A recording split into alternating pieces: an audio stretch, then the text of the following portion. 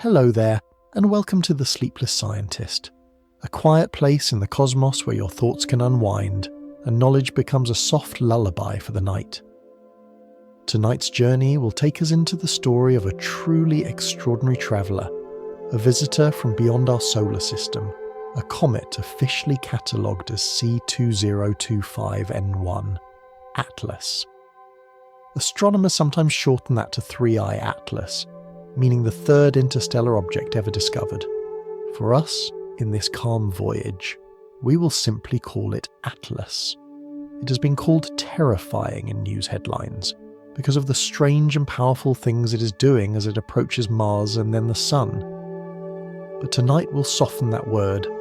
Terrifying here does not mean dangerous to you or to Earth. Instead, it means awe-inspiring, puzzling, a little unsettling in the way a thunderstorm is unsettling when you stand safely on a porch and watch lightning race across the sky. Atlas is not here to harm us, it is here to surprise us. Before you settle in and get cozy, I'd love if you could take a moment to like this video and subscribe, only if you truly find these quiet explorations enjoyable. And when you're ready, leave a comment to let me know where in the world you're listening from and what time it is for you right now. It's always such a joy to see the places we gather from, each in our own little slice of time. Now feel free to dim the lights, maybe turn on a fan for a soft background hum, and let's gently begin our journey into the tale of Atlas together. And if your mind begins to wander, that's perfectly fine. Let it drift. We'll still be here, quietly unfolding the story. Imagine the night sky in early July of 2025. On a mountain in Chile, the air is cold and thin. A telescope named Atlas scans the heavens, built not to gaze at beauty but to notice change. Its duty is to catch wanderers, to see the dots that move among the still tapestry of stars. On the 1st of July, it spots a faint spark sliding against the background. That spark becomes news and is given its long, formal name. But names are just labels. What matters is the story. Atlas is only the third interstellar object we have ever seen. The first was ʻOumuamua in 2017, a shard-like mystery that brightened and dimmed as it tumbled. The second was Borisov in 2019, a more familiar comet, rich in gas and dust streaming like a snowball set free. And now comes this third guest, Atlas, which already shows behaviour stranger than either of its predecessors. Interstellar is a simple word, but it carries a weight. It means Atlas was not born under our sun. It was forged around another star, in another time, perhaps before human history had even begun. For eons it wandered the dark between stars, colder than any winter night on Earth, until gravity nudged it toward us. Its path is open, hyperbolic, a curve that will never close. This is not a loyal planet circling endlessly. This is a visitor passing through, here for one season of sunlight, then gone forever. At first, Atlas was dim, far too faint for the human eye, barely visible to the telescopes designed to catch it. But within weeks it brightened faster than anyone had expected.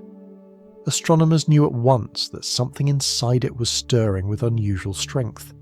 Even at twice the Earth-Sun distance, where most comets remain quiet, Atlas was already active. Its surface was cracking, gases venting into space, dragging dust into a glowing veil.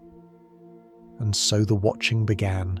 Telescopes in Hawaii, in Chile, and in orbit above Earth all turned their gaze. They asked two questions. Is it safe? And what is it doing? The first answer was clear. Yes, it is safe. Atlas will stay hundreds of millions of kilometers away, further than Mars ever comes near to us. Its closest pass to Earth is like a train passing a faraway station. Fast, loud, but harmless. The second answer, what it is doing, is the one that keeps astronomers awake and the one that will keep us company tonight. Think of Atlas as a stranger stepping into a small town square, dressed in clothes from a faraway land, carrying objects no one here has ever seen. Everyone looks up, curiosity mixed with a hint of unease. This visitor will not stay long, but while it is here, it may tell stories of other worlds. Astronomers use dry catalogues and numbers, but beneath those codes is the same feeling of wonder, the same sense of watching something rare pass by. In reality, Atlas is just a dark core a few kilometers wide, but sunlight touches it, and invisible molecules escape. Around that small heart forms a cloud, what astronomers call a coma, a word that simply means hair in Greek. It is a halo of breath, shining softly against the stars. The coma grows as the comet falls sunward, and it is brighter than it should be, a sign that Atlas carries strange ices, unusual even by comet standards. As you listen, perhaps resting in bed, you can let the thought drift across your mind. Tonight, in our skies, though hidden from your eyes, a traveller from another star is passing through.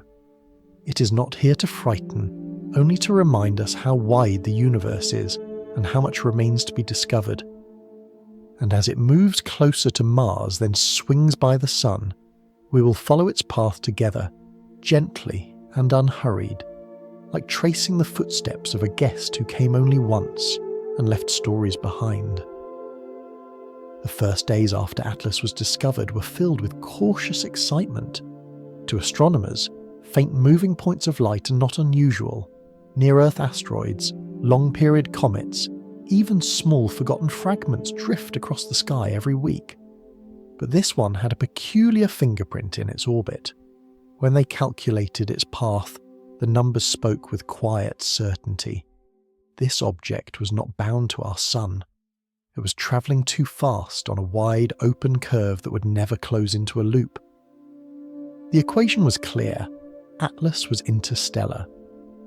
Now, orbital elements may sound dry, but what they really mean is this. The comet is like a traveller who has bought a one-way ticket into town. It will arrive, stay briefly, and leave forever, without circling back.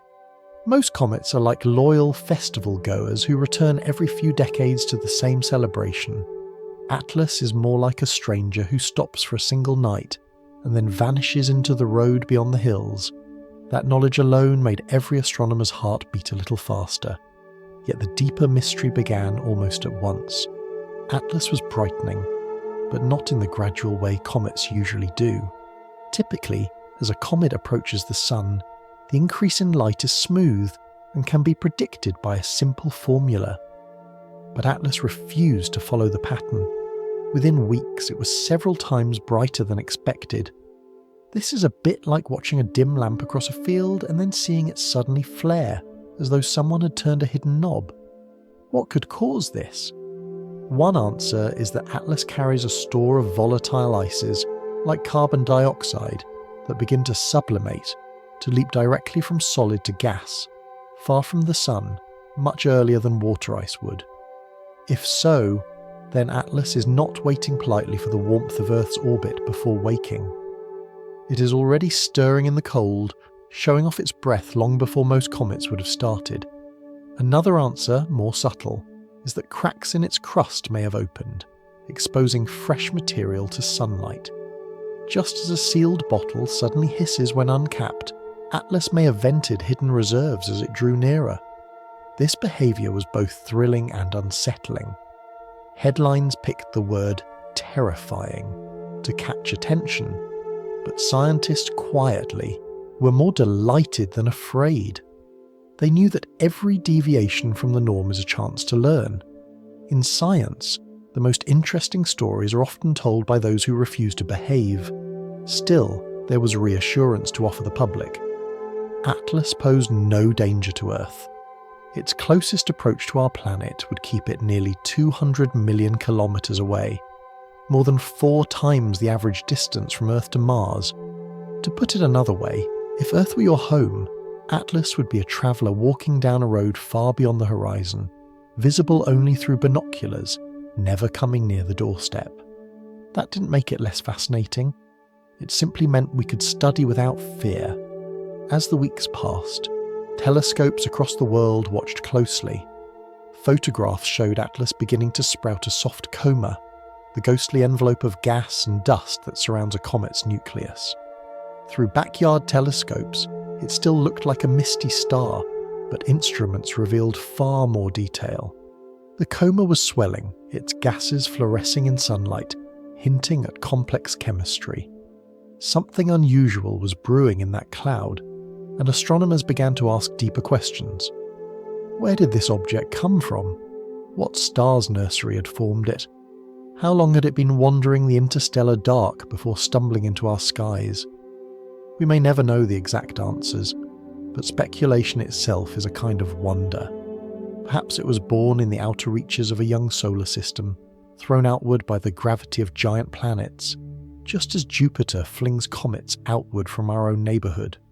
Perhaps it had travelled for millions of years, carrying in its frozen crust the chemical recipes of another world. ʻOumuamua and Borisov, the first two interstellar guests, had already hinted at the diversity of travellers. ʻOumuamua was rock-like and bare. Borisov was comet-like but unusually rich in carbon monoxide, and now Atlas seemed to carry an abundance of carbon dioxide. 3 travellers, 3 different personalities, each rewriting the rulebook.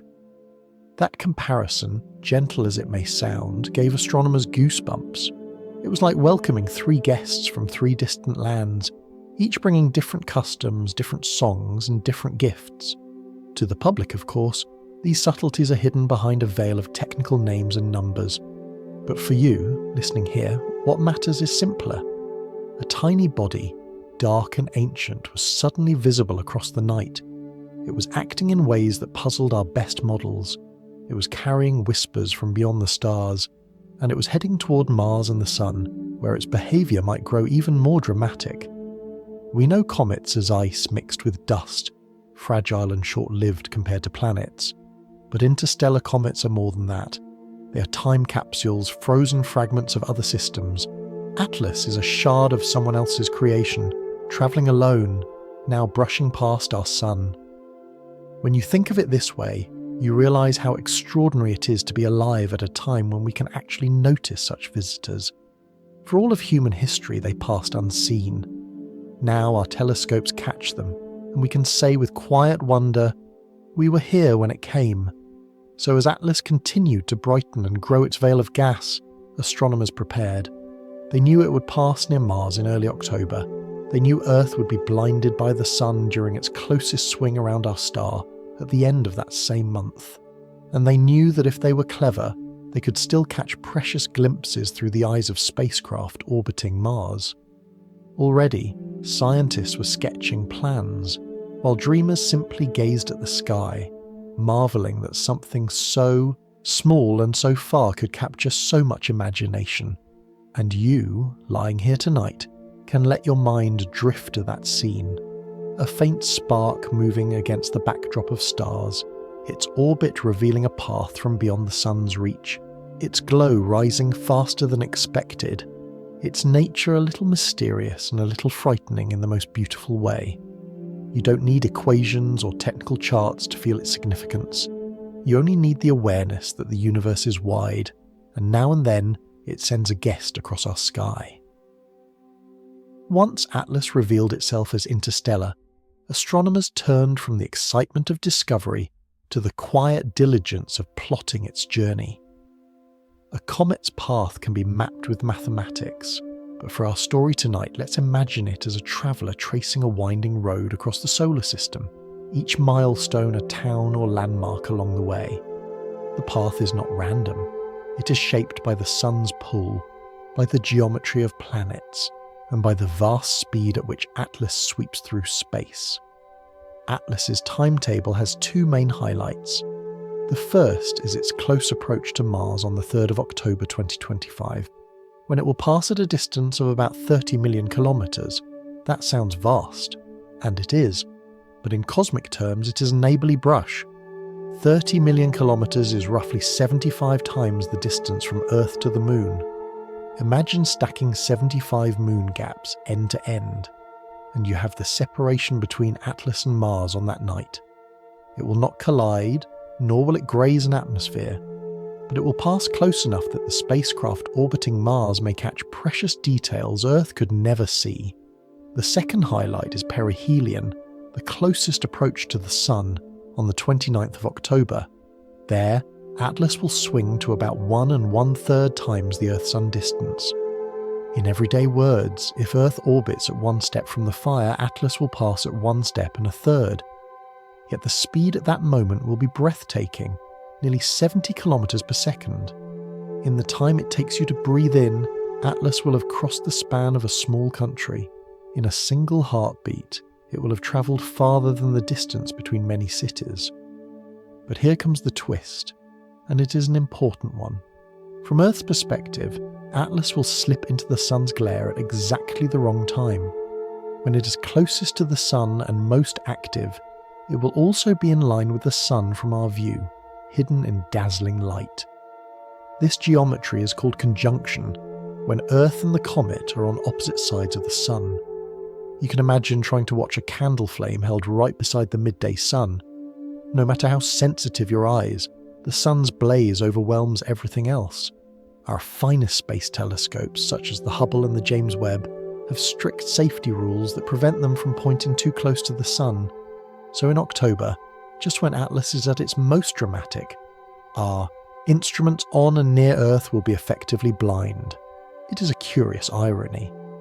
The moment of greatest excitement is also the moment of greatest invisibility. Yet astronomy often works that way. Eclipses, transits, conjunctions, all are reminders that perspective matters. From Earth, we will see nothing. But from another world, the view may be clear. That world is Mars. When Atlas brushes past at the start of October, Mars will be positioned in such a way that its orbiters and rovers can look out without the Sun's glare blocking the view. Mars becomes, in this sense, our balcony seat at the cosmic theatre. Earth, sitting in the orchestra, finds its sightline blocked by the blinding spotlight. But Mars, up in the gallery, sees the stage from a different angle. This geometry is more than poetic. It has real consequences. For weeks in October, astronomers on Earth must simply wait. The comet will be too near the Sun's position in the sky to observe safely. But spacecraft at Mars, from the European Space Agency's ExoMars Trace Gas Orbiter to NASA's MAVEN, will have the chance to capture what we cannot. It is as if you were shut indoors during a parade because the sunlight was too fierce, but a friend on the balcony across the street promised to film it for you. And so, Atlas's path is not just a curve through space. It is a story of vantage points, of who gets to see and when. The dates matter less than the meaning. On October 3rd, Mars receives the guest. On October 29th, the Sun embraces it. And only weeks later, in November and December, Earth will recover its view as the comet moves out from behind the solar glare, dimmer now but still whispering secrets. It is humbling to think that, for once, our own planet is not in the privileged seat. For once, we must rely on another world's instruments. Mars, long a destination of our robots and dreams, suddenly becomes our eyes and ears in a way no one had predicted. Atlas is not just visiting our solar system. It is reminding us that perspective itself is part of the story, that no single planet can claim the whole view. And as you lie here listening, you can let that image rest in your mind.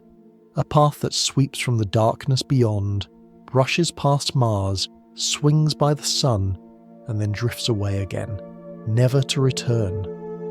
It is the path of a traveller with no return ticket, a line across the star map that intersects ours only once.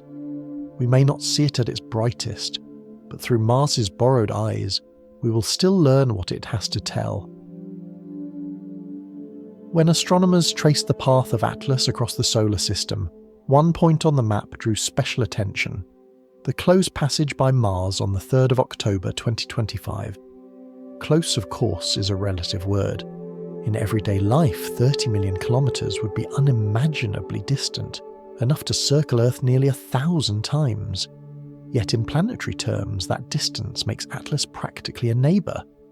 It will pass Mars at about 1/5 the distance from Earth to the Sun, near enough to be studied in unusual detail, far enough to pose no threat.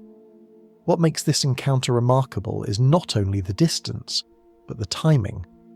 Just weeks later, Atlas will reach its closest swing around the Sun, and Earth will be blinded by glare. Mars, however, receives its private audience earlier.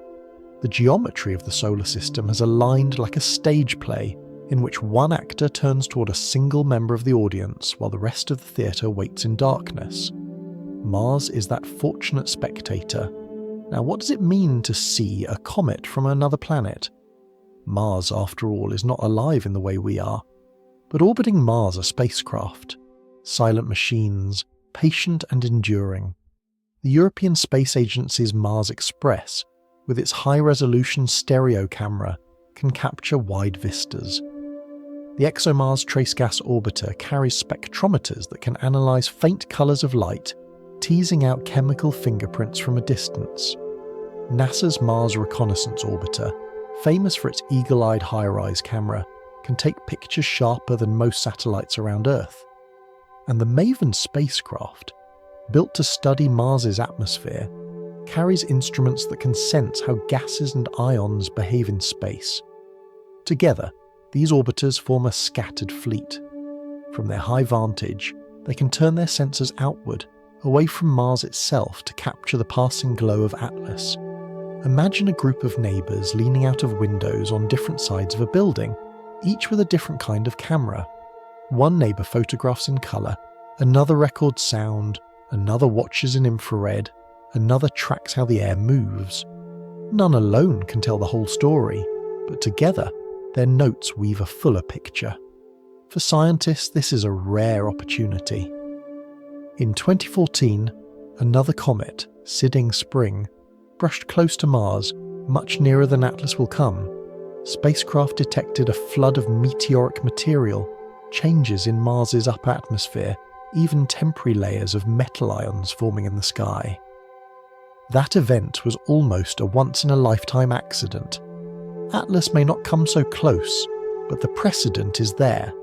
Comets can influence not just the space around them, but the very air of planets they pass.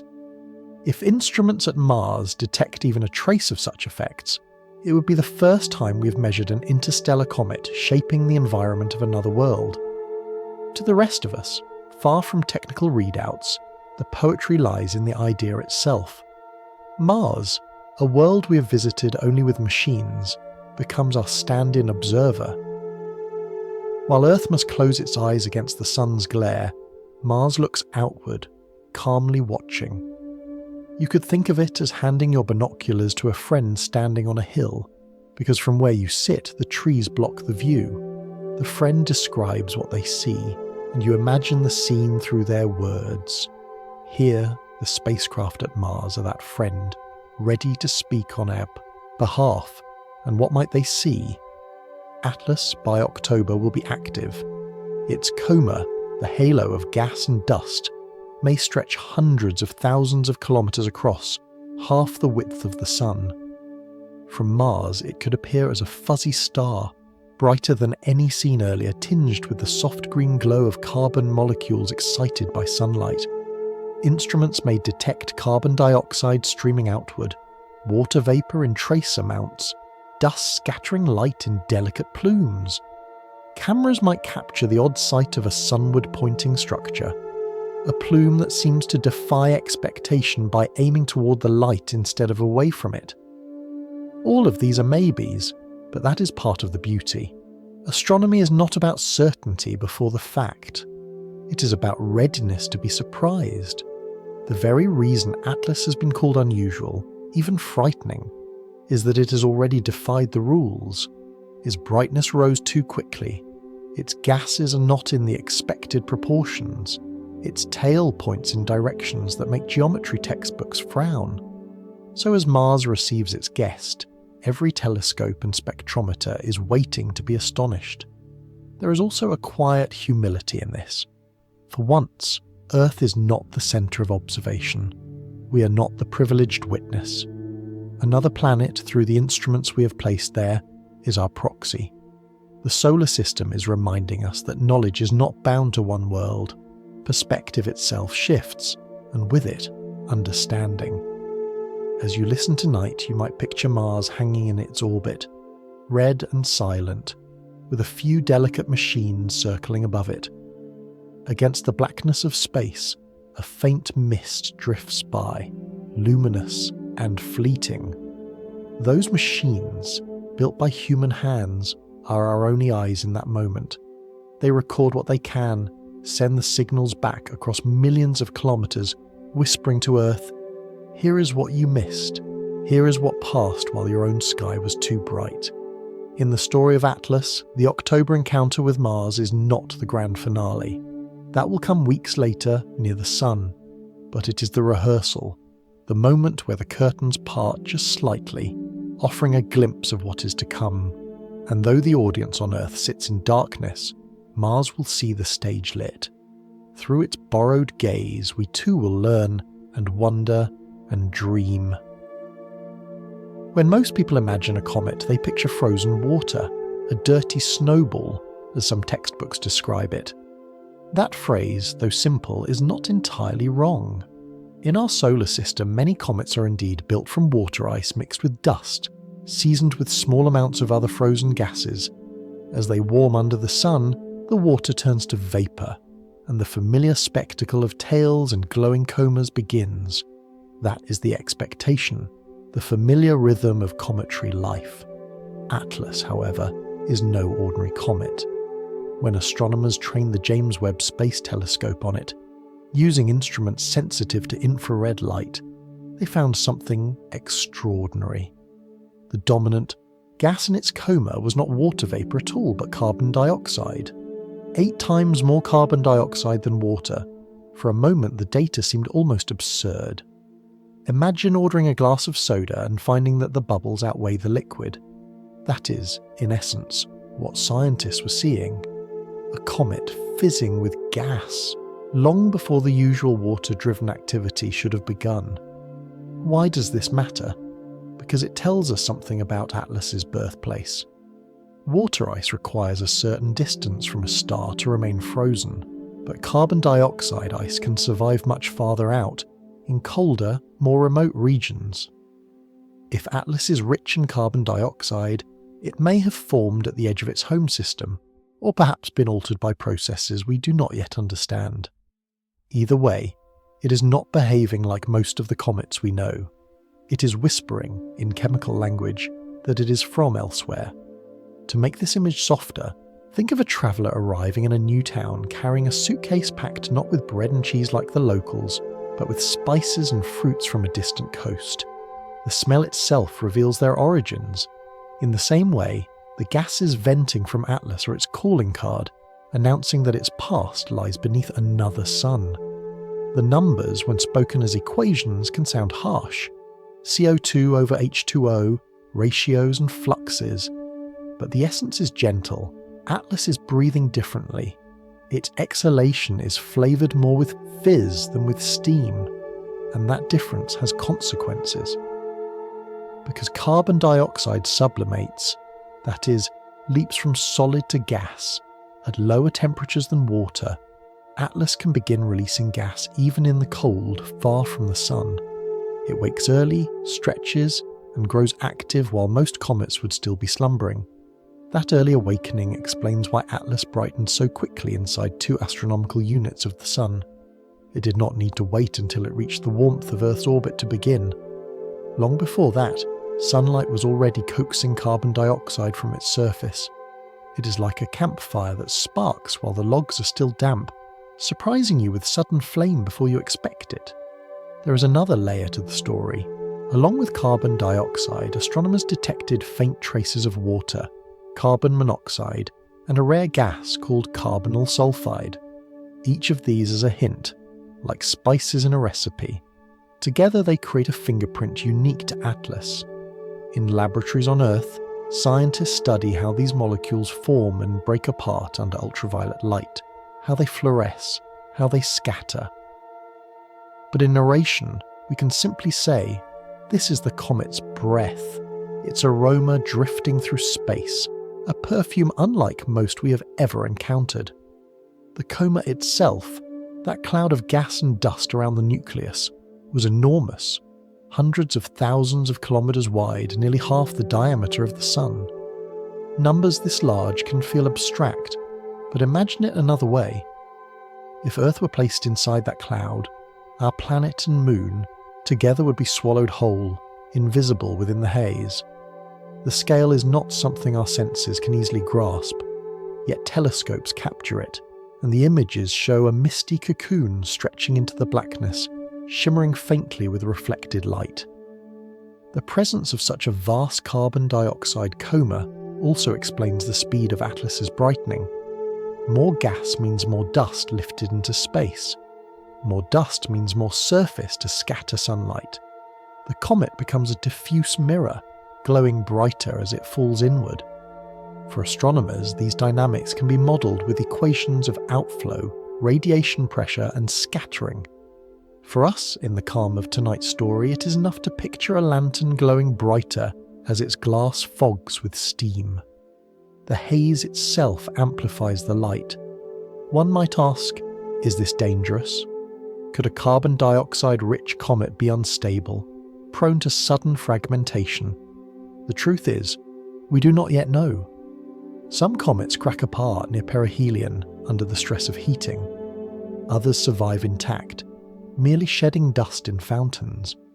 With Atlas, the excess of carbon dioxide may create unpredictable surges, but again, it will never come near Earth, never pose a threat.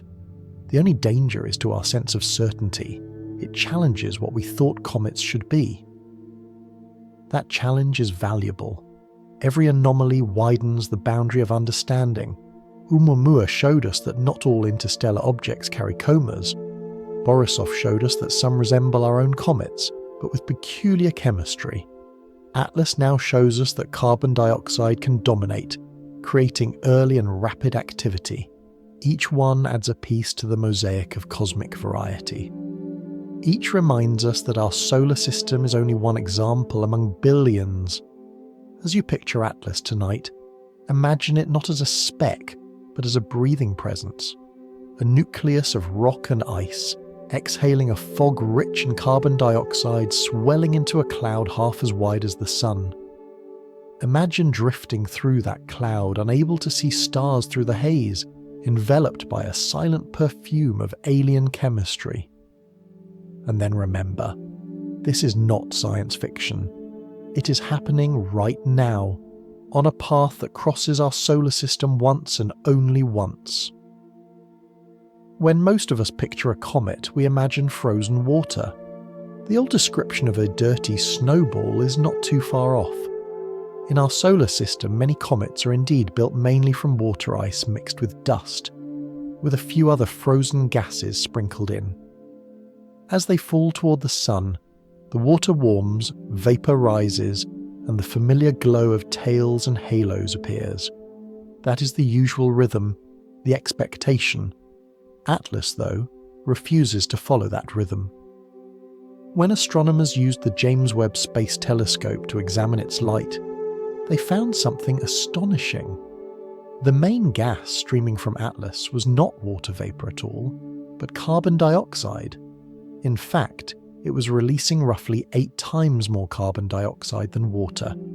To a scientist, this is a ratio, but to the rest of us, it is easier to picture as a drink that fizzes far more than it quenches, a glass where the bubbles outweigh the liquid. That is what Atlas seems to be, a comet fizzing with alien breath. This detail matters because it hints at where Atlas may have been born. Water ice can only remain solid if it forms at a certain distance from a star, but carbon dioxide ice can survive much farther out, in the coldest and most distant regions. If Atlas is dominated by carbon dioxide, then it may have formed at the very edge of its home system, in places colder than almost anything in our solar system. Or perhaps its chemistry was altered by processes we do not yet understand. Either way, it is not behaving like the comets we usually know. Think of Atlas as a traveller who arrives carrying a suitcase filled not with the bread and cheese common to the town, but with rare spices and fruits from a faraway coast. The aroma alone reveals that the traveller is not from here. The gases flowing from Atlas are the same, a calling card from a distant star. The coma, the halo of gas and dust around the comet's heart, was enormous. Observations showed it stretching hundreds of thousands of kilometres across, nearly half the width of the Sun itself. Numbers that large can blur the imagination, so let's soften them. If Earth and the Moon were placed inside that halo, they would both vanish from sight, swallowed by the haze. Imagine standing on Earth's surface and finding your sky filled entirely with mist, no stars visible, only a diffuse glow surrounding you. That is the scale of Atlas's breath. And that breath is different from the norm, because carbon dioxide turns directly from solid to gas at much colder temperatures than water. Atlas began exhaling long before most comets would have stirred. At twice the distance between Earth and the Sun, while ordinary comets are still quiet, Atlas was already stretching, already awake. It is like a campfire that crackles into life even before the wood seems dry enough to burn. Alongside the carbon dioxide, astronomers detected faint traces of water vapour, carbon monoxide, and even a rare gas called carbonyl sulfide. Each one is like a spice in a recipe, subtle but telling. Together they make up a fragrance that is unlike any other comet we have studied. Scientists in labs can measure the wavelengths of these gases, chart their fingerprints, and compare them with models. But in the quiet of tonight, it is enough to say, Atlas is perfumed with unusual airs, drifting through space in a cloud that carries the recipe of another world. The sheer size of this coma explains why Atlas grew brighter so quickly. The more gas it releases, the more dust is lifted into space, and the more dust there is, the more sunlight is scattered back toward us. The comet becomes a fogged lantern, glowing brighter not because its heart is shining, but because the haze around it reflects the light. If you have ever seen headlights, glowing in mist, you know the effect. The fog itself seems to shine, making the source appear larger than it really is. There is a question hidden in this brightness. Will Atlas remain intact? Some comets shatter when the sun's heat becomes too strong, splitting into fragments and fading away. Others survive, shedding only dust. With Atlas, the abundance of carbon dioxide could create unpredictable surges of activity, sudden outbursts that test its strength. No one knows if it will endure perihelion whole or broken, but what we do know is that it will not come near Earth, not in any threatening way. The only thing it disrupts is our assumptions, and that disruption is a gift. The first interstellar visitor, ʻOumuamua, carried no halo at all. The second, Borisov, looked like a more typical comet but with an unusual richness in carbon monoxide. Now Atlas, the third, breathes carbon dioxide as if water were only a minor seasoning. 3 visitors, 3 different personalities, each reminding us that the universe is varied beyond our imagination. As you rest here, you might picture Atlas not as a cold stone but as a breathing being. A dark core just a few kilometres wide, wrapped in a cloud as wide as a star, exhaling streams of carbon dioxide flavoured with hints of other exotic gases. Picture yourself drifting inside that cloud, surrounded by mist so thick it swallows the sky, yet lit from within by the sun's gentle touch. It is alien and yet real, a visitor passing once across our horizon, never to be seen again. By September of 2025, Atlas was no longer just a faint smudge on astronomical charts. It had become a sight of staggering proportions. Through the lenses of the most powerful telescopes, its coma, that vast halo of gas and dust surrounding the nucleus, stretched into space on a scale so large that numbers alone can hardly capture it. Measurements suggested a span of about 350,000 kilometres, which is nearly half the width of the Sun itself.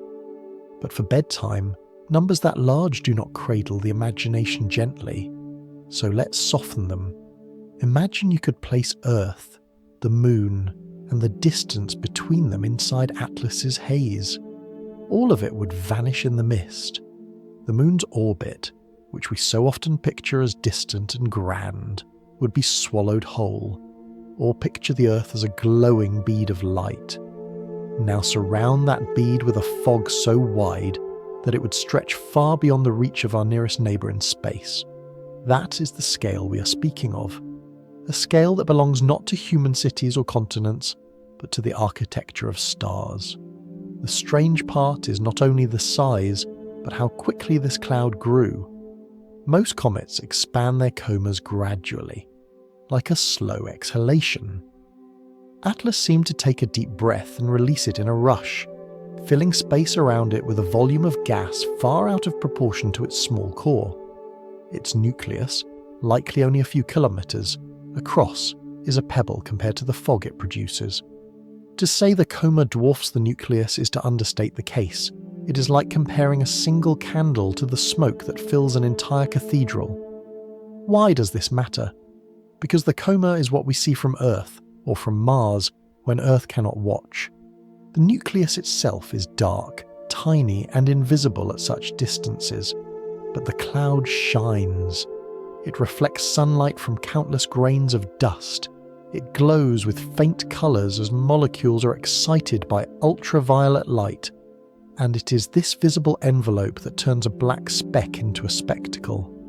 If you have ever walked on a misty morning, you know how light seems to thicken. The beam of a flashlight becomes a glowing column, visible from far away, not because the bulb has grown brighter, but because the air around it is scattering the light. Atlas's coma is the cosmic version of that morning fog.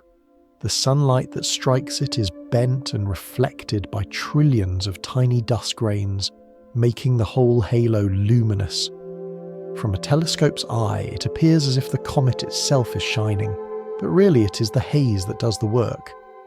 The size of the coma also tells us something about the forces at play. Every grain of dust must be lifted from the surface of the nucleus by escaping gas.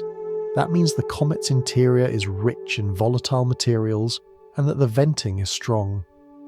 For Atlas, carbon dioxide seems to be the driving engine, with water playing a lesser role. And because carbon dioxide sublimates, that is, leaps directly from solid to vapour, at much colder temperatures than water, the process begins farther from the sun and continues with vigour. You might imagine Atlas as a kettle left on a stove, one that begins whistling long before the water would normally boil. The whistle grows louder as the heat increases, and soon the kitchen is filled with steam.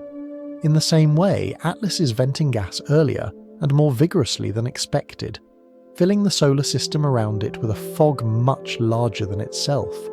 This growth also explains why its brightness seemed to leap ahead of prediction. Comets are typically modelled with equations that relate their distance from the Sun to their apparent magnitude. The measure of brightness as seen from Earth. Atlas did not follow those equations neatly. Its coma was simply too big, too efficient at catching sunlight and scattering it back. If you were to compare it to a lantern, you could say the glass surrounding the flame had suddenly become much wider and cloudier, diffusing the light in every direction. There is a gentle irony here. The very thing that makes Atlas so astonishing also makes it difficult to observe closely. A coma so wide dilutes the sharpness of detail. It is like trying to look at the surface of a lake when morning fog covers it. You see the glow, the shimmer, the beauty, but not the ripples beneath. For astronomers, that means the nucleus remains hidden, its true nature obscured. Yet, perhaps that is fitting. Some mysteries are not meant to be solved in one glance. From a poetic perspective, the image is unforgettable. A tiny heart of rock and ice, only a few kilometres across, surrounded by a veil as wide as half the sun. The contrast itself is startling. It is like holding a grain of sand inside a glass sphere the size of a mountain. The fragility of the nucleus, wrapped in a halo of such grandeur, reminds us of how delicate and temporary these cosmic visitors are. One strong outburst, one sudden fracture, and the whole balance could change. The coma could collapse, brighten further, or split into fragments.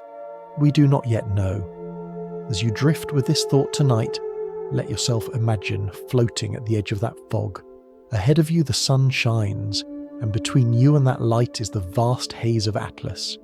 Sunlight filters through it, tinted faintly green by the chemistry of excited molecules, diffused into a soft glow. You cannot see the core. You cannot even guess where it lies, hidden within the mist. All you know is that somewhere in that haze is a traveller from another star, breathing out its history, glowing softly in borrowed light. For most comets, brightening is a steady process, almost like watching a dim lamp grow stronger as you slowly turn a dial. Astronomers can often predict with fair accuracy how the glow will increase as the comet falls closer to the sun. But Atlas broke the pattern. Inside the distance of about twice that between Earth and the sun, something shifted. The comet's light rose not as a gentle slope, but as a sudden leap, as if someone had flicked a hidden switch. Why? The answer lies deep within the comet's frozen heart. Imagine its nucleus as a crust of ancient ice and rock, a shell that hides layers built over eons. On the outside, perhaps, lie darker and less volatile materials, hardened by time.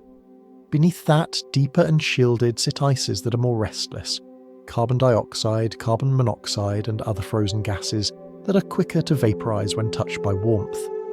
For long ages of interstellar drifting, those inner pockets lay dormant, sealed away.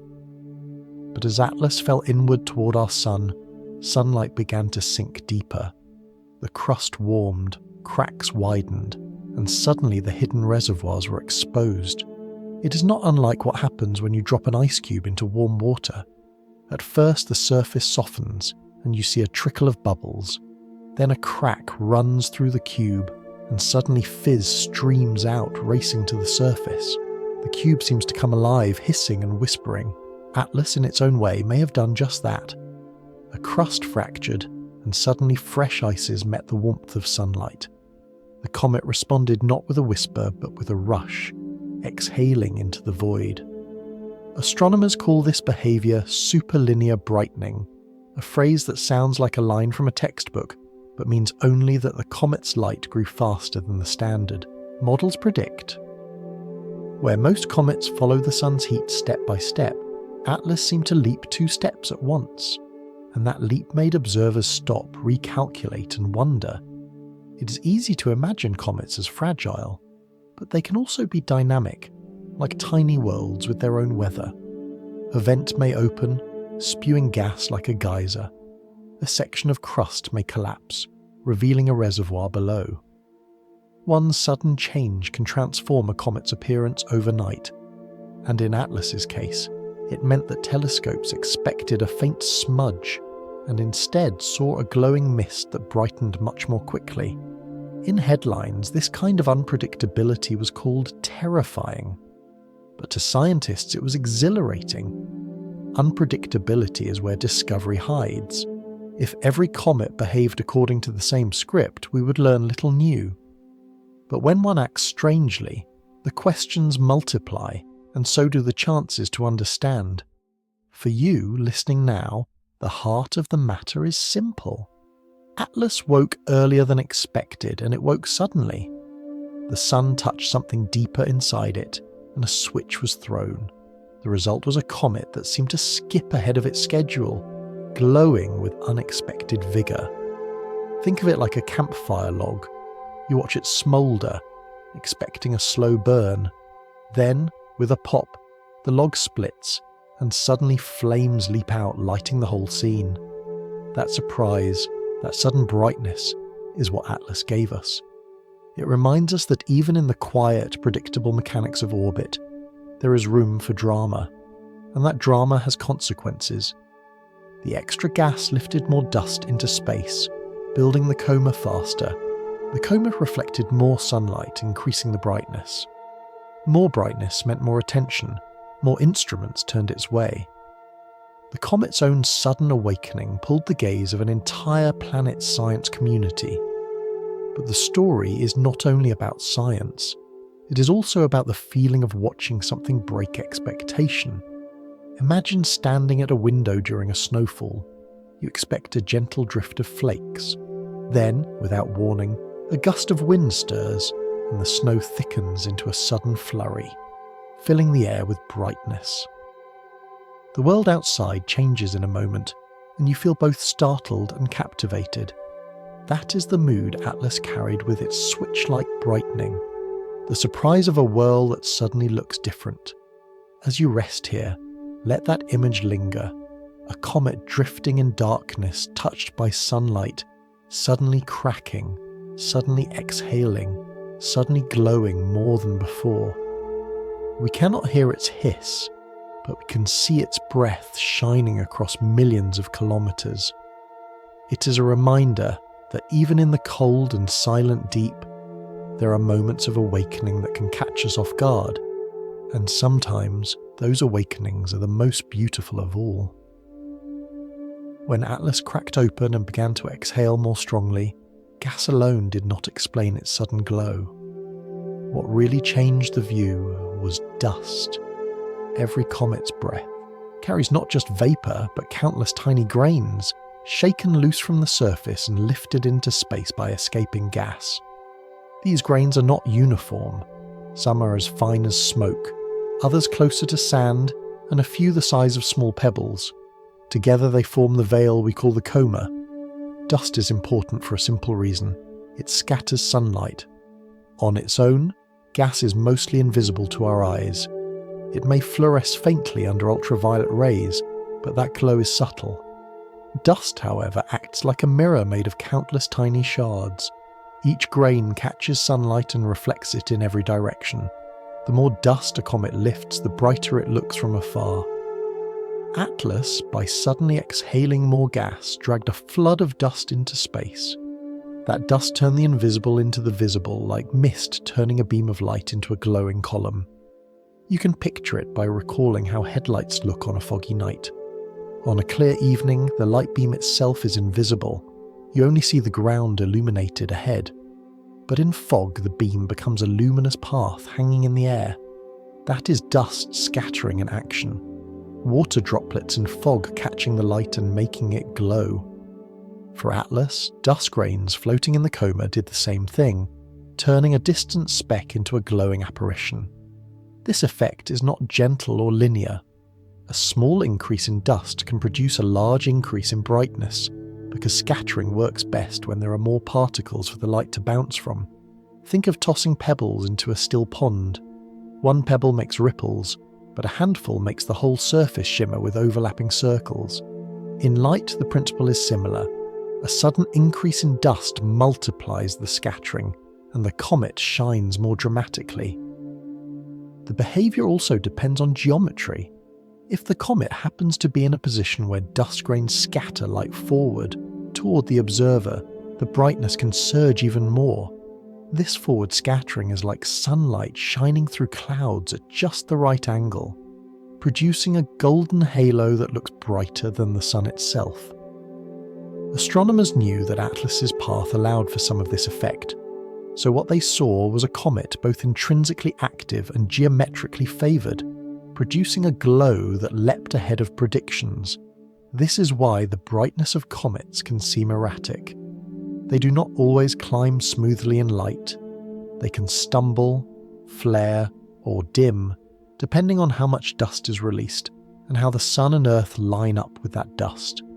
To someone watching from Earth, it can feel like the comet has a will of its own. One night it is faint, another night it is stronger than expected. Atlas, with its sudden switch on of activity, only emphasised this unpredictability. For those who prefer softer comparisons, you might think of it as baking bread. At first the dough seems quiet, heavy, unmoving. Then, almost suddenly it rises, puffing out with yeast and air, becoming larger than it seemed possible. The change feels magical, though it follows natural processes. Atlas's coma swelled with dust in the same way, transforming itself from something small and hidden into something visible and dramatic. Or imagine sitting beside a campfire where smoke begins to thicken. At first you barely see it, a thin thread rising upward. Then the wood shifts, releasing more particles, and suddenly the smoke fills the air, glowing orange in the firelight. The flame itself has not changed much, but the smoke has, and it makes all the difference to what you see. So it is with Atlas. The core is still small and dark, but the dust around it multiplies its light, giving it presence in the night sky. For astronomers, these changes complicate prediction. Brightness is not just about distance to the sun, but about hidden chemistry, cracks, dust size, and geometry. That is why comets have a reputation for being fickle. They are not like planets, which move with predictable precision. Comets are more like living creatures, breathing, coughing, sometimes flaring with energy, sometimes fading away. Atlas fits this image perfectly, a traveller who refuses to behave according to schedule. Yet this unpredictability is also what makes comets enchanting. If every comet rose and fell in brightness with strict regularity, they would feel like machines. Instead, they remind us of weather, of seasons, of the irregular patterns that belong to living landscapes. Watching Atlas is like watching a storm cloud gather and dissipate. There is a rhythm, but there are also surprises. As you rest tonight, imagine looking at the comet through a telescope. At first it seems faint, a soft blur. Then, one evening, it is brighter than you expect, its halo fuller, its edges glowing against the black. You do not see the dust grains individually, they are too small, but you see their collective work, a million tiny mirrors scattering sunlight back toward your eyes. You see a comet that has become something more than itself, a glowing lantern carried across the night by nothing more than breath and dust.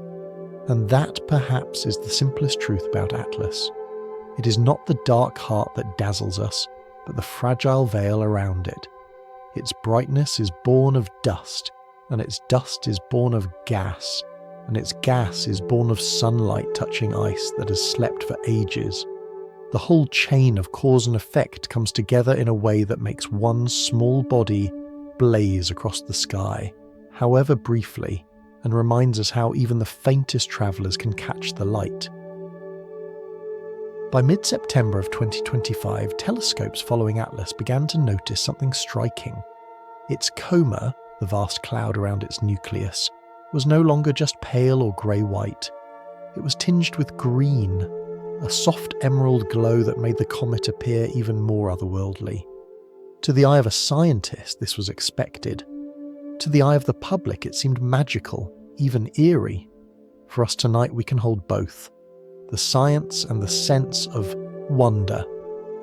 What gives a comet its colour? In Atlas's case, the answer lies in chemistry, but it can be told gently.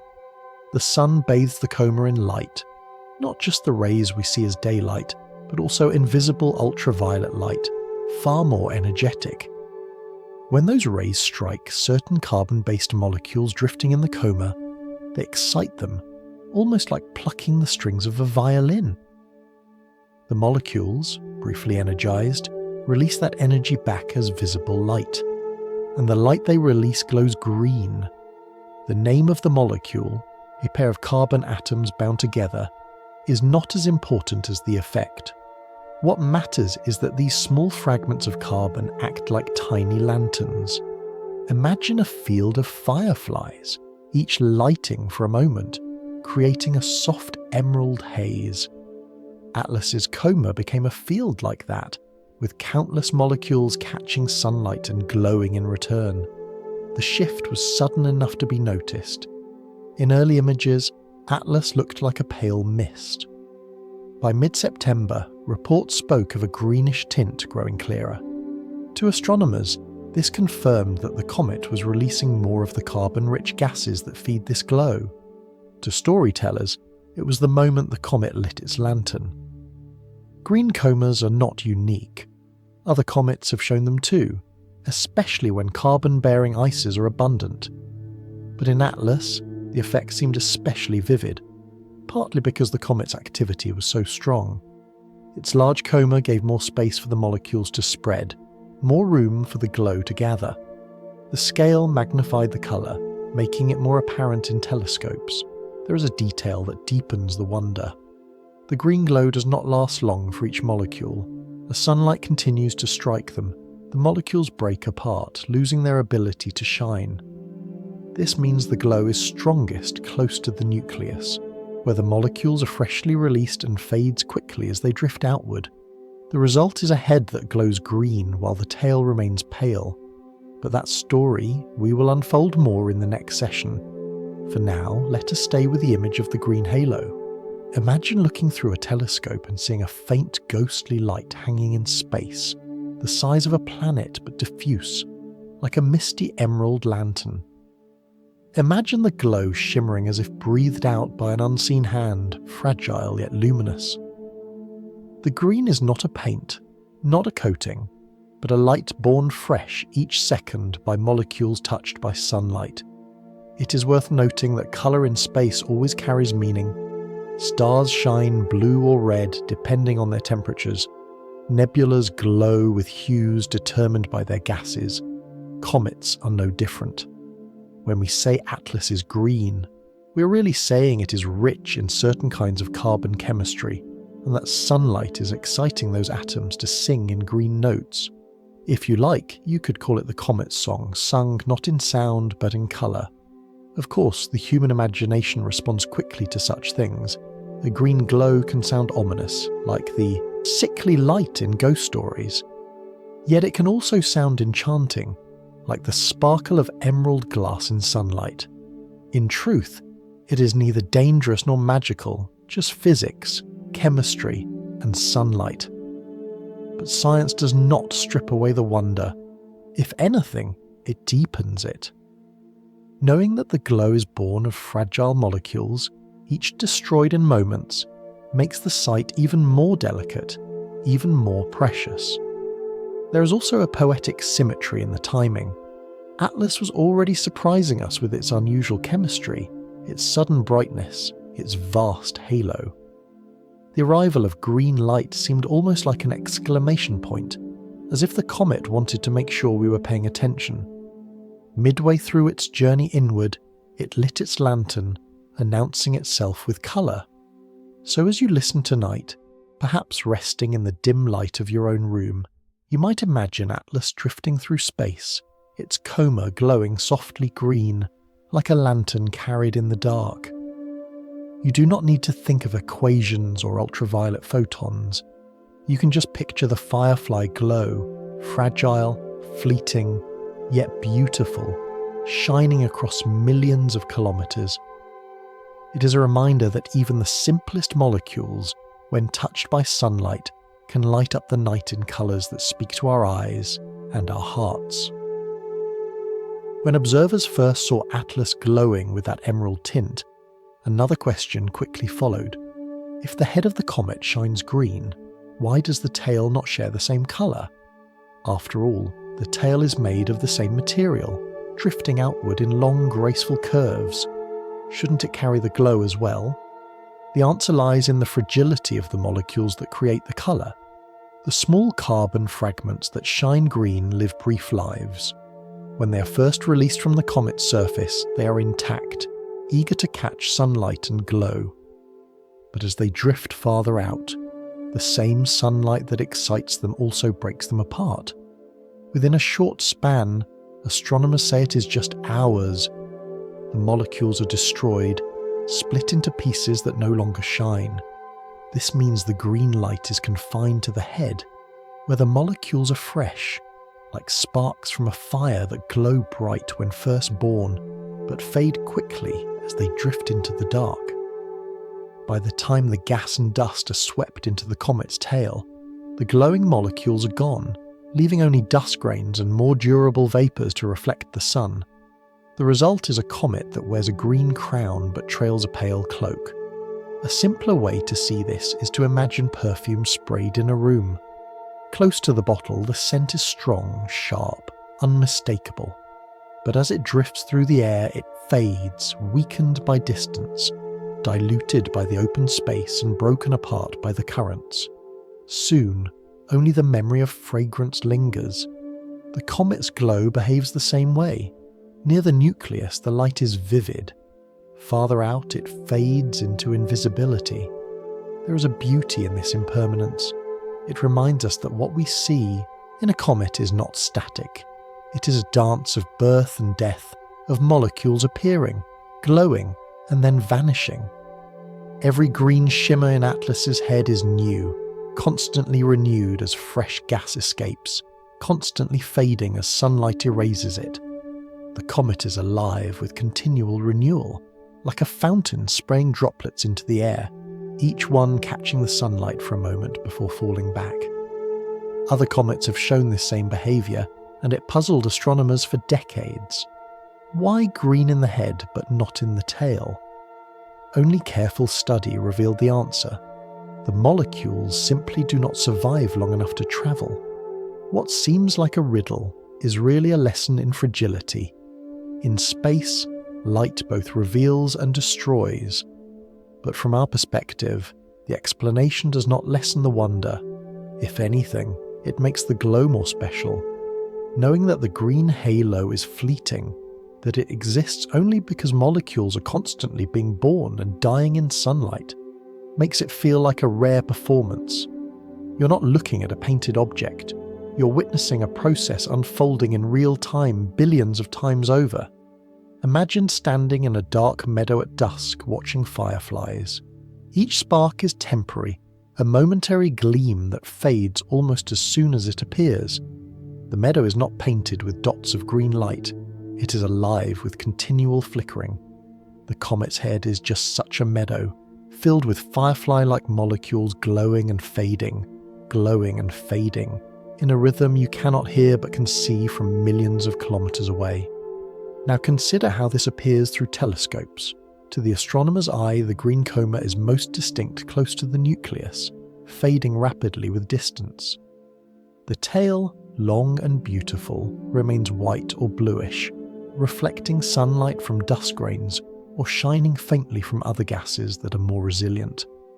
The difference in colour is a clue, a silent message that says, here, in this region, fragile molecules live and die. Out there, only the hardier materials survive. This distinction between head and tail gives comets their layered beauty. The head is colourful, dynamic, filled with delicate chemistry. The tail is pale and sweeping, shaped by solar wind and radiation pressure. Together, they create an object that is at once fiery and ghostly, a mixture of colour and shadow drifting across space. For Atlas, the green coma that appeared in September was one more surprise, one more way it stood apart from most comets. Combined with its unusual chemistry and its unpredictable brightening, it added to the sense that this visitor carried secrets from a different world. And yet, even here, we can see the universal principle. Fragility creates beauty. The glow exists precisely because it is short-lived. As you listen now, you might picture Atlas as a lantern with a flame inside. Around the flame is a glass that glows green, but the smoke trailing behind is pale. The glow belongs only to the place where the fire is alive, not to the drifting remnants. Or picture a sparkler held in your hand. At its tip, the sparks are bright, colourful, alive. The trail of smoke it leaves is grey, empty of colour. The comet is a sparkler on a cosmic scale. Its green shimmer a signal that life is brief and beauty is fragile. And perhaps that is the real gift Atlas offers us in this moment. It reminds us that not everything beautiful lasts. Some wonders exist only in the moment of creation, fading as they move outward. The green halo is not a permanent feature but a living performance, and for those who catch it, whether through a telescope or through imagination, it is a reminder that fleeting things can shine brightest of all. If you were to sketch a comet as a child might, you would probably draw a bright head and a tail streaming away from the sun. That picture is correct most of the time. Radiation pressure from sunlight, along with the solar wind, pushes dust and gas outward, creating tails that point away like a windsock in a steady breeze. But when astronomers looked closely at Atlas, they saw something that seemed to break this rule. Alongside its normal tail, there was a structure pointing toward the sun. It was called an anti-tail, though the name is misleading. At first glance, the sight is unsettling. A comet with a sunward tail looks like a river running uphill, or smoke drifting into the wind.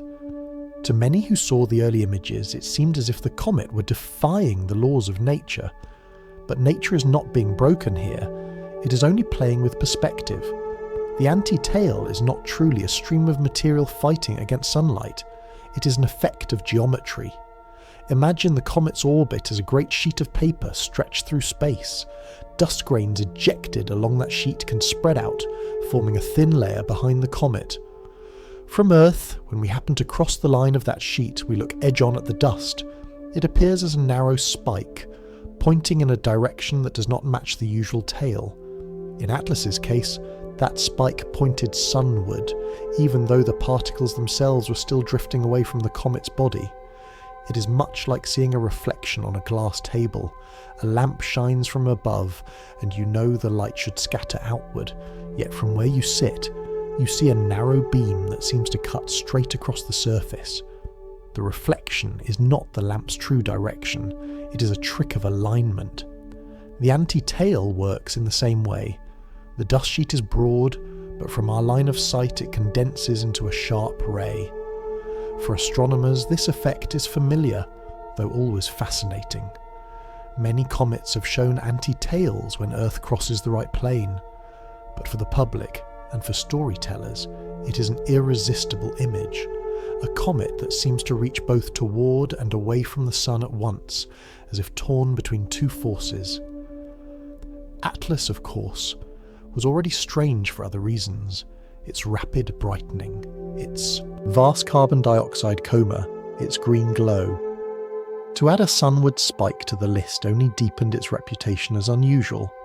Some observers wondered if it hinted at something more, jets erupting from the nucleus, or dust behaving differently under the comet's unique chemistry. Later images and studies suggested geometry explained much of it, but the fascination remained. And fascination is what matters. Science explains, but wonder lingers. Imagine watching Atlas through a telescope and seeing not one tail but two, one pointing as expected, away from the sun, and one apparently stretching toward it. It is a sight that unsettles and delights, like watching waves move against the wind, or leaves swirling in patterns that seem impossible. In quiet reflection, it is a reminder that our view of the universe is shaped by perspective. What looks like a contradiction may only be alignment. Just as a train track appears to converge in the distance, though we know it does not, so too does the anti-tail appear to fight against sunlight, when in truth it obeys the same rules as always. But if you are listening as you drift towards sleep, you need not untangle every angle and every plane. It is enough to imagine a comet trailing more than one ribbon across the sky, one reaching outward into space, another seeming to lean back toward the sun. The sight is improbable, poetic, and real. It tells us that beauty often hides in geometry, and that the universe has more ways to astonish us than we can predict. So when Atlas displayed its anti-tail, astronomers did not panic, nor did they cry that the laws of physics had been broken. They smiled, adjusted their models, and enjoyed the view. And perhaps in a softer way, they also marvelled at how the universe can still surprise even the most seasoned observer. For behind every explanation lies a first impression, and that first impression was wonder. A comet with a tail that defied expectation. A visitor painting the sky in ways both familiar and strange.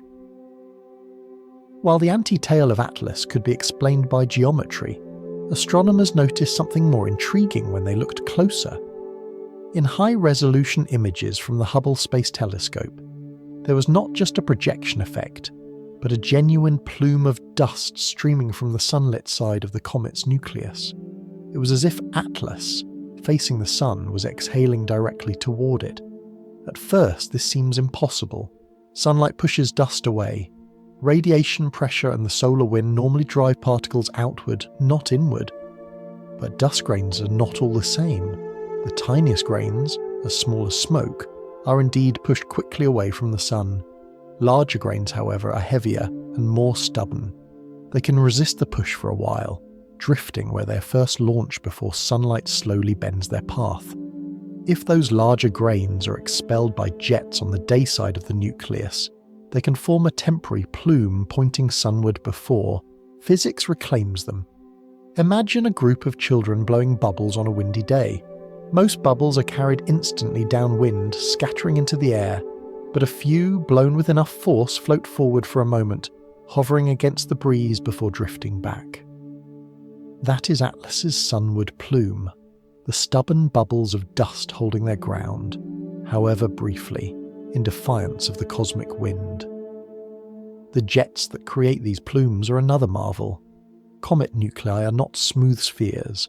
They are rough, fractured, filled with cliffs, pits and vents. As sunlight warms different areas, some regions erupt more vigorously than others. A sun-facing cliff might release a jet of gas that carries dust straight outward. To us, watching from afar, it appears as a narrow plume, a streamer of material shooting into space. For Atlas, one of these plumes happened to point directly toward the sun, giving the comet an appearance even stranger than before. These jets are not steady fountains. They sputter, fade, flare again. They respond to how the nucleus rotates, how sunlight angles across the surface, and how the interior cracks widen or collapse. If the comet turns, the jet turns too, sweeping like a lighthouse beam. In Atlas, astronomers think slow rotation allowed the dayside jets to maintain a steady sunward feature, visible for weeks at a time. The effect is fleeting, but no less real. Over days, radiation pressure slowly bends the dust back, folding the plume into the usual anti-solar direction. But in the near-nucleus region, the illusion of a sunward jet is strong. To the eye, it looks as though the comet is breaking the rule, thrusting material toward the very star that should be pushing it away. What makes this especially poetic is the balance between forces. Sunlight both awakens the comet and shapes its breath. It triggers the jets that launch dust sunward, and it also pushes the dust back. The plume is born by the sun and undone by the sun, a reminder that creation and destruction can be two sides of the same act. For scientists, studying such plumes is vital. They reveal the structure of the nucleus, the orientation of rotation, the composition of ices. By measuring the angles and brightness of a jet, astronomers can model the comet's hidden mechanics, its engines, if you will. But for those of us listening at night, the details can be simplified. A plume is the comet's exhale, shaped by sunlight into a visible breath. Picture yourself standing at the edge of a frozen lake in spring. Cracks appear in the ice, and suddenly fountains of water spray upward where pressure finds a vent. Each fountain is small, temporary, but together they tell you the lake is alive beneath its crust. That is Atlas. Beneath its surface, gases trapped for ages are waking, searching for escape. When they find a weak spot, they burst out, carrying dust with them, making the comet's halo ripple with new structures. And so, Atlas did not only carry a mysterious anti-tail caused by perspective, it also showed real, physical jets that pointed sunward for a time. This combination of geometry and physics created an image unlike most comets we have seen, an image that seemed to defy expectation at every turn. For those who watched, it was humbling. Even with centuries of comet study behind us, even with spacecraft that have landed on comets and drilled their surfaces, Atlas reminded us that each visitor is unique. Each carries quirks we cannot predict. Each teaches us to expect surprise. As you drift towards sleep, you might imagine Atlas as a small dark seed floating in space, surrounded by a halo of mist. From one side of that seed, a narrow plume shoots forward, lit by the sun. For a brief while it points toward the star, glowing softly against the vastness. Then, slowly, the plume bends back, swept away by the invisible hand of sunlight. It is a moment of balance, a dance between force and resistance, between creation and dispersal. And though it will fade, the memory of that plume lingers, a reminder that the universe is never finished showing us new shapes of beauty. As Atlas moved closer to the Sun, astronomers realized with a mix of excitement and frustration that the timing of its closest approach would also be its most inconvenient. At the end of October, when the comet would sweep past perihelion, its closest point to the Sun, Earth would be staring straight into the Sun's glare. From Earth's sky, Atlas would appear less than 15 degrees away from the Sun, so close that no telescope could safely point at it. The Hubble Space Telescope, the James Webb, even the powerful arrays on the ground such as ALMA in Chile, all of them have strict rules that forbid turning their mirrors near the Sun. To protect delicate instruments, they must look away when the star is too close. And so, just when Atlas would be most active, Earth's observatories would be forced to shut their eyes. It is easy to explain this as an angle, a number, a figure written in degrees, but what it feels like is far more intuitive. Imagine lighting a single candle and placing it beside the blaze of the midday sun. No matter how carefully you shade your eyes, the candle disappears. The larger light overwhelms the smaller, not because the candle is gone, but because its glow is lost in brilliance. That is Atlas at perihelion. It will still be there, still venting gas and dust, still glowing green and bright, but from Earth's perspective it will vanish into the blinding light of our own star. For astronomers, this is a familiar challenge. Every year, comets slip too close to the Sun to be seen. Most are faint and unimportant, but every once in a while, a comet does something spectacular right in that hidden zone, and we can only guess what is happening. With Atlas, the frustration was sharper, because all evidence suggested its most unusual behaviour, its rapid brightening, its vast carbon dioxide coma, its strange sunward plumes, would crescendo exactly when we could not see. The blindness is not total. Instruments like SOHO, the solar observatory that always stares at the Sun, can sometimes catch comets that dive into the solar glare. But Atlas's path will not bring it close enough to the Sun's disk to be captured in those cameras. It will remain just outside their view, close enough to be hidden by light, too far to be caught in the instruments designed for solar fire. So what does that mean for us? It means we must wait. For weeks around perihelion, Earth will be blind to Atlas. No telescope will bring back its image. Astronomers will sit at their screens with anticipation, watching only the comet's predicted path slide across charts, waiting for the day when it emerges once more into darker skies. Only then, sometime in November and December, will they reacquire it, measure its brightness again, and discover whether it survived the close swing or broke apart. This period of blindness has a poetic side as well. It reminds us that even in an age of powerful instruments and constant monitoring, the universe still slips from our gaze. There are moments when no technology, no matter how advanced, can overcome perspective. The Sun is too bright, the comet too close, and we are left in the dark. Think of standing in a theatre during a play. The stage lights are dazzling, and for a moment you cannot see the actors who step too near the spotlight. They are still there, but their features vanish in glare. The comet too will be on stage, but hidden from us by the star at the centre of our solar system. For those who love the skies, this blindness may feel frustrating, but there is also humility in it. We do not command the cosmos.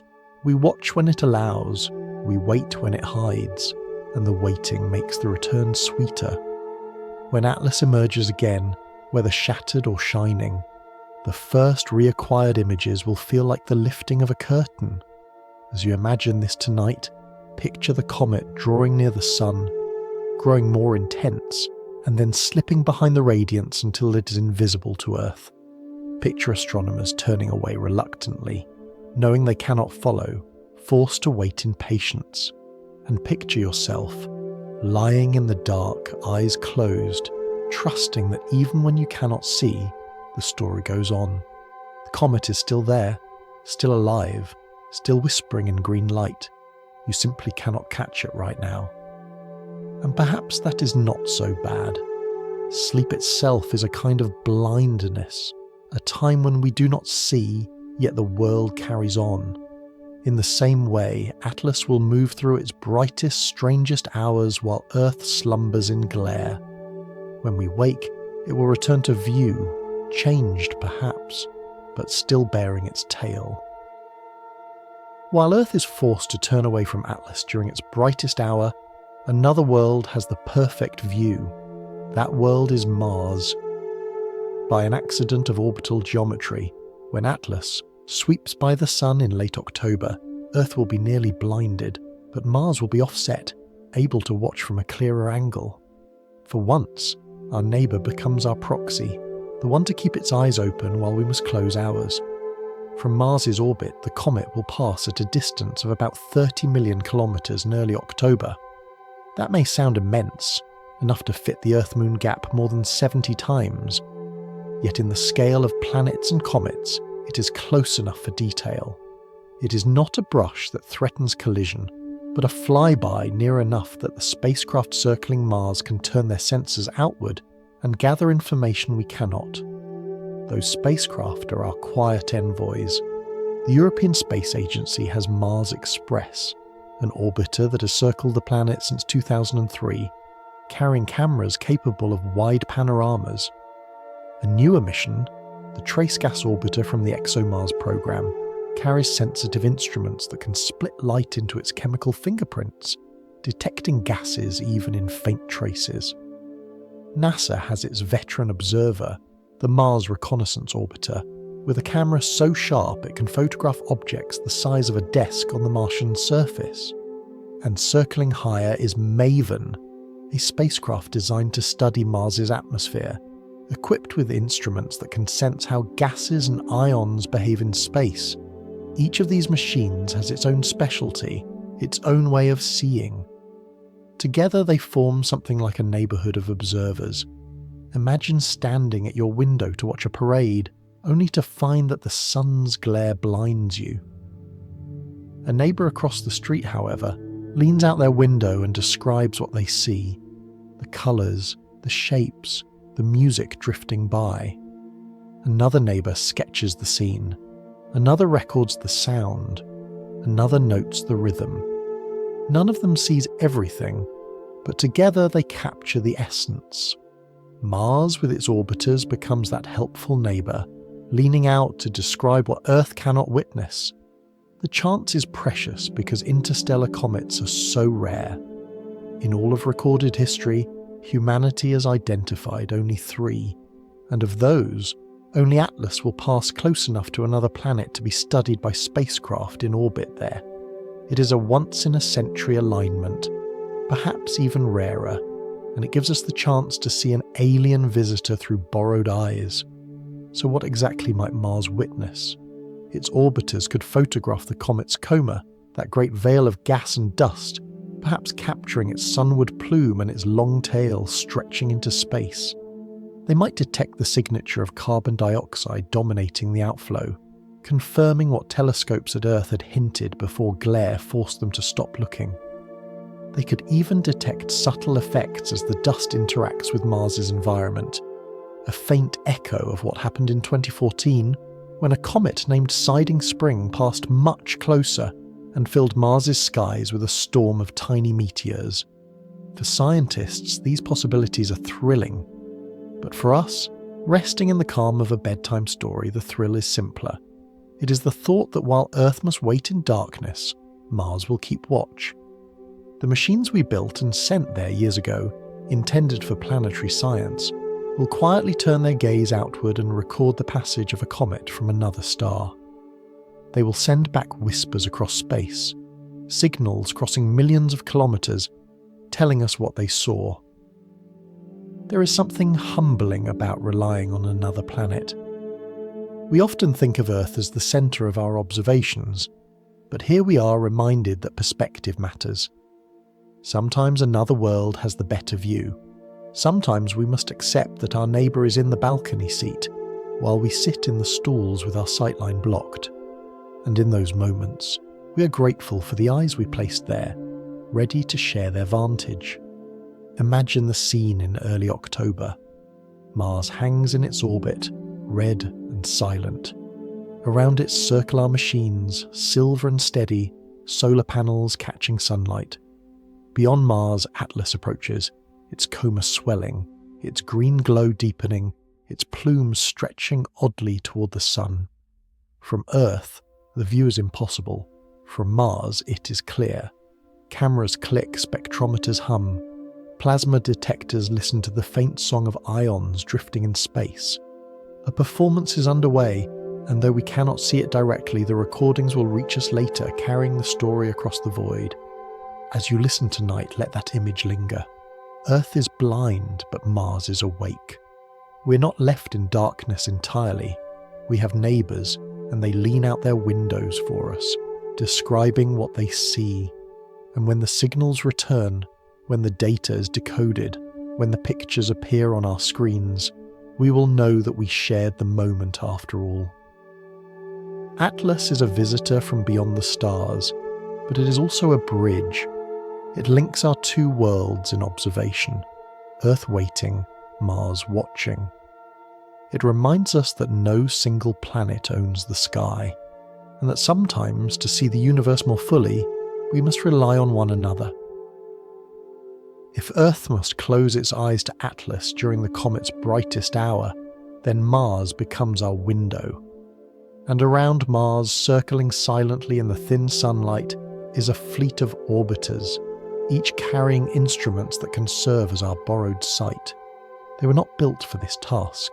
Their mission was to study Mars itself, its rocks, its valleys, its atmosphere, its hidden traces of water. Yet now, for a short time, they may turn outward, away from the red planet beneath, and capture a glimpse of a visitor from the stars. The first is Mars Express, a veteran from the European Space Agency that has been circling Mars since 2003. On board is the high-resolution stereo camera, a device designed to map the Martian surface in 3 dimensions. But a camera that can map mountains and canyons can also be pointed outward, to capture the faint blur of a comet's coma and the streak of its tail. It's wide. Field of view may reveal the overall shape of Atlas's glowing cloud, tracing the delicate arc of dust against the black of space. Another is the Trace Gas Orbiter, part of the ExoMars program. Its sharp-eyed camera, called CASSIS, is meant to survey the Martian landscape, searching for cliffs, craters and landslides. Yet CASSIS is also capable of taking images of distant objects, and Atlas may be one of them. Imagine photographing fireworks not from the street below, but from a balcony far above. The bursts may look smaller, but they can be captured with clarity against the night. That is what CASSIS could do. Catch the firework of Atlas's coma, glowing softly as it passes by. Then there is NASA's Mars Reconnaissance Orbiter, with its famous HiRISE camera. HiRISE is so powerful it can photograph objects the size of a dining table on the Martian surface from orbit. Its images of sand dunes, avalanches and dust storms have become iconic. If turned toward Atlas, HiRISE may capture details of the inner coma, not a sharp portrait, but the faint shapes of plumes, perhaps even hints of the sunward jet that puzzled astronomers from Earth. Each of these cameras works differently. One offers wide panoramas, another crisp snapshots, another extreme zoom. Together they provide multiple lenses, multiple perspectives. If they all point outward in October, they may create a mosaic of Atlas as it brushes past Mars, each frame adding to the story. To make this more tangible, imagine standing in a city square during a festival. One person sketches the whole scene, the stage, the dancers, the crowd. Another takes close-up photographs of a single musician's hands on the strings. Another captures the patterns of lanterns strung above. None of them tells the whole story, but together, their images give a sense of the richness of the event. Mars's orbiters, each with its own camera, may play the same roles for Atlas. But capturing a comet from Mars is not simple. The orbiters must be carefully oriented, their cameras adjusted for exposure. Too short a glance, and the comet's faint glow may vanish. Too long, and the light of the sun may overwhelm the image. Engineers will need to plan each attempt, balancing risk and reward. The comet will not wait. It will sweep past in days, and if the cameras are not ready, the moment will be lost. If successful, the images could reveal much. They could show the size and brightness of the coma, confirming whether Atlas's vast carbon dioxide cloud is as wide as Earth-based estimates suggest. They could catch the angle of the tail, measuring how dust is being pushed by sunlight and solar wind. They might even capture the faint green tint if filters and exposure allow. Seeing that emerald glow from the perspective of another planet would be a first in human history. And beyond the science, there is the poetry of it. Think of it, photographs of an interstellar comet, taken not from Earth, but from Mars. When those images are transmitted back, they will have crossed millions of kilometers, carrying the perspective of another world. It is as if a friend on a distant hillside sends you a picture of the sunset you could not see because mountains blocked your view. You do not see it directly, but through their eyes, you share the moment. In that sense, the cameras orbiting Mars are not just instruments. They are bridges of perspective. They allow us to see what we cannot, to experience what geometry would otherwise deny. They make Mars not just a neighbour in orbit, but a partner in curiosity.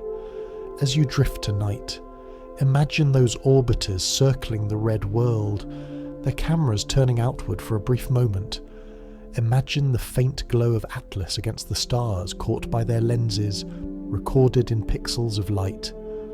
Imagine the signals travelling back across space, whispering through antennas, until one day in late October or November, we see the comet's image on a screen, an image made possible only because Mars held the key. Cameras can capture the glow of a comet, but some of its most important secrets are not written in light we can see. They're carried in invisible wavelengths, in gases too faint to photograph, in charged particles streaming silently through space. To study those, we need ears instead of eyes, instruments that can listen where human senses cannot. Around Mars, 2 orbiters are especially well suited to this task. The Trace Gas Orbiter, part of Europe's ExoMars program, carries spectrometers, devices that split light into its rainbow of colours and search for the faint fingerprints of gases. And NASA's MAVEN spacecraft, built to study Mars's atmosphere, carries sensors for plasma and ions, tuned to the whispers of charged particles moving in space. Imagine standing in a forest at night. Your eyes may see little, but your ears can still catch the rustle of leaves, the call of an owl, the faint hum of insects. Those sounds reveal what your eyes cannot. In the same way, these orbiters can hear Atlas even when its glow is faint. The Trace Gas Orbiter could measure the proportions of gases flowing from the comet. On Earth, we already learned that carbon dioxide dominates, with only smaller amounts of water vapour and carbon monoxide. But from Mars, instruments may refine those measurements, watching how the mix changes as Atlas grows more active. They could confirm whether the green glow near its head is truly driven by fragile carbon molecules, each one destroyed quickly by sunlight. MAVEN, meanwhile, can detect how those gases and dust grains interact with the solar wind. Comets carry not only visible tails, but also invisible ion tails, made of charged particles dragged into space. These ion tails can stretch millions of kilometres, glowing faintly in ultraviolet or radio frequencies. To our eyes they are invisible, but to MAVEN's instruments they are a song, like radio static filled with hidden notes. Listening to a comet in this way is not new. In 2014, when the comet Siding Spring passed extremely close to Mars, orbiters detected dramatic changes in the planet's upper atmosphere. Dust and ions streamed in, creating temporary layers of metal particles and sparking auroras. It was a once-in-a-lifetime encounter, and it showed how comets can influence even the skies of planets they pass. Atlas will not come as close as Siding Spring. Its path is tens of millions of kilometres away, not just hundreds of thousands. Still, even at that distance, sensitive instruments may hear its whisper. They may detect the ion tail brushing past, or see subtle signatures of exotic molecules drifting outward. And if Atlas grows unstable near perihelion, if it bursts into fragments or flares in brightness, Mars's instruments may be the first to record the surge. The beauty of this approach is that it adds a new dimension. Cameras tell us what Atlas looks like. Spectrometers and plasma sensors tell us what it is made of and how it behaves in the solar wind. Together they paint a fuller portrait. One shows the costume, the other reveals the voice. Think of Atlas as a musician on a distant stage. Through telescopes we can see the shimmering costume, the movements of the arms, the flare of green light. But through spectrometers we can hear the notes themselves, the chemistry turned into melody. Through plasma sensors we can hear the faint harmony of the environment responding. Without those, the performance would be silent. With them, the show is alive in both sight and sound. For those of us listening from Earth, the idea of instruments orbiting another planet, hearing a comet from another star feels surreal. Yet that is the reality. Signals of carbon dioxide, water vapour, carbon monoxide and fragile carbon molecules may all be recorded. Ions streaming outward, bent by solar wind, may be traced. The comet's invisible breath, too faint for eyes, will be captured as data, turned into graphs and charts back on Earth. But in essence, it is a translation. The comet's whisper caught and carried across millions of kilometres, and there is a tenderness in that image. Atlas, a traveller from another system, speaks in gases and ions. Mars, through its orbiters, listens. Earth, unable to see in the glare of the sun, waits, and when the signals come back, decoded and transformed into knowledge, we will realise that even when we were blind, we were never deaf. As you drift in thought tonight, imagine floating above Mars, where Mavern and the trace gas orbiter circle endlessly. They extend their invisible ears outward, catching the faint hiss of ions, the delicate sigh of carbon dioxide escaping into space, the soft green note of carbon molecules glowing before they vanish. It is a cosmic concert, unheard by humans directly, but recorded for us nonetheless.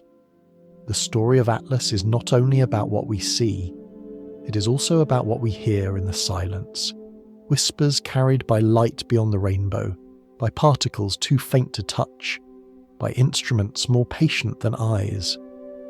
And in those whispers, we find not just data but presence, proof that a traveller from another star is passing by, singing its brief song before vanishing forever into the night. Every great story feels richer when it has more than one character. Atlas is not alone in its role as a visitor from the stars. It is the third traveller we have seen, and to understand its strangeness we must remember the two that came before. Each was different, carrying its own clues, its own mysteries, its own kind of luggage.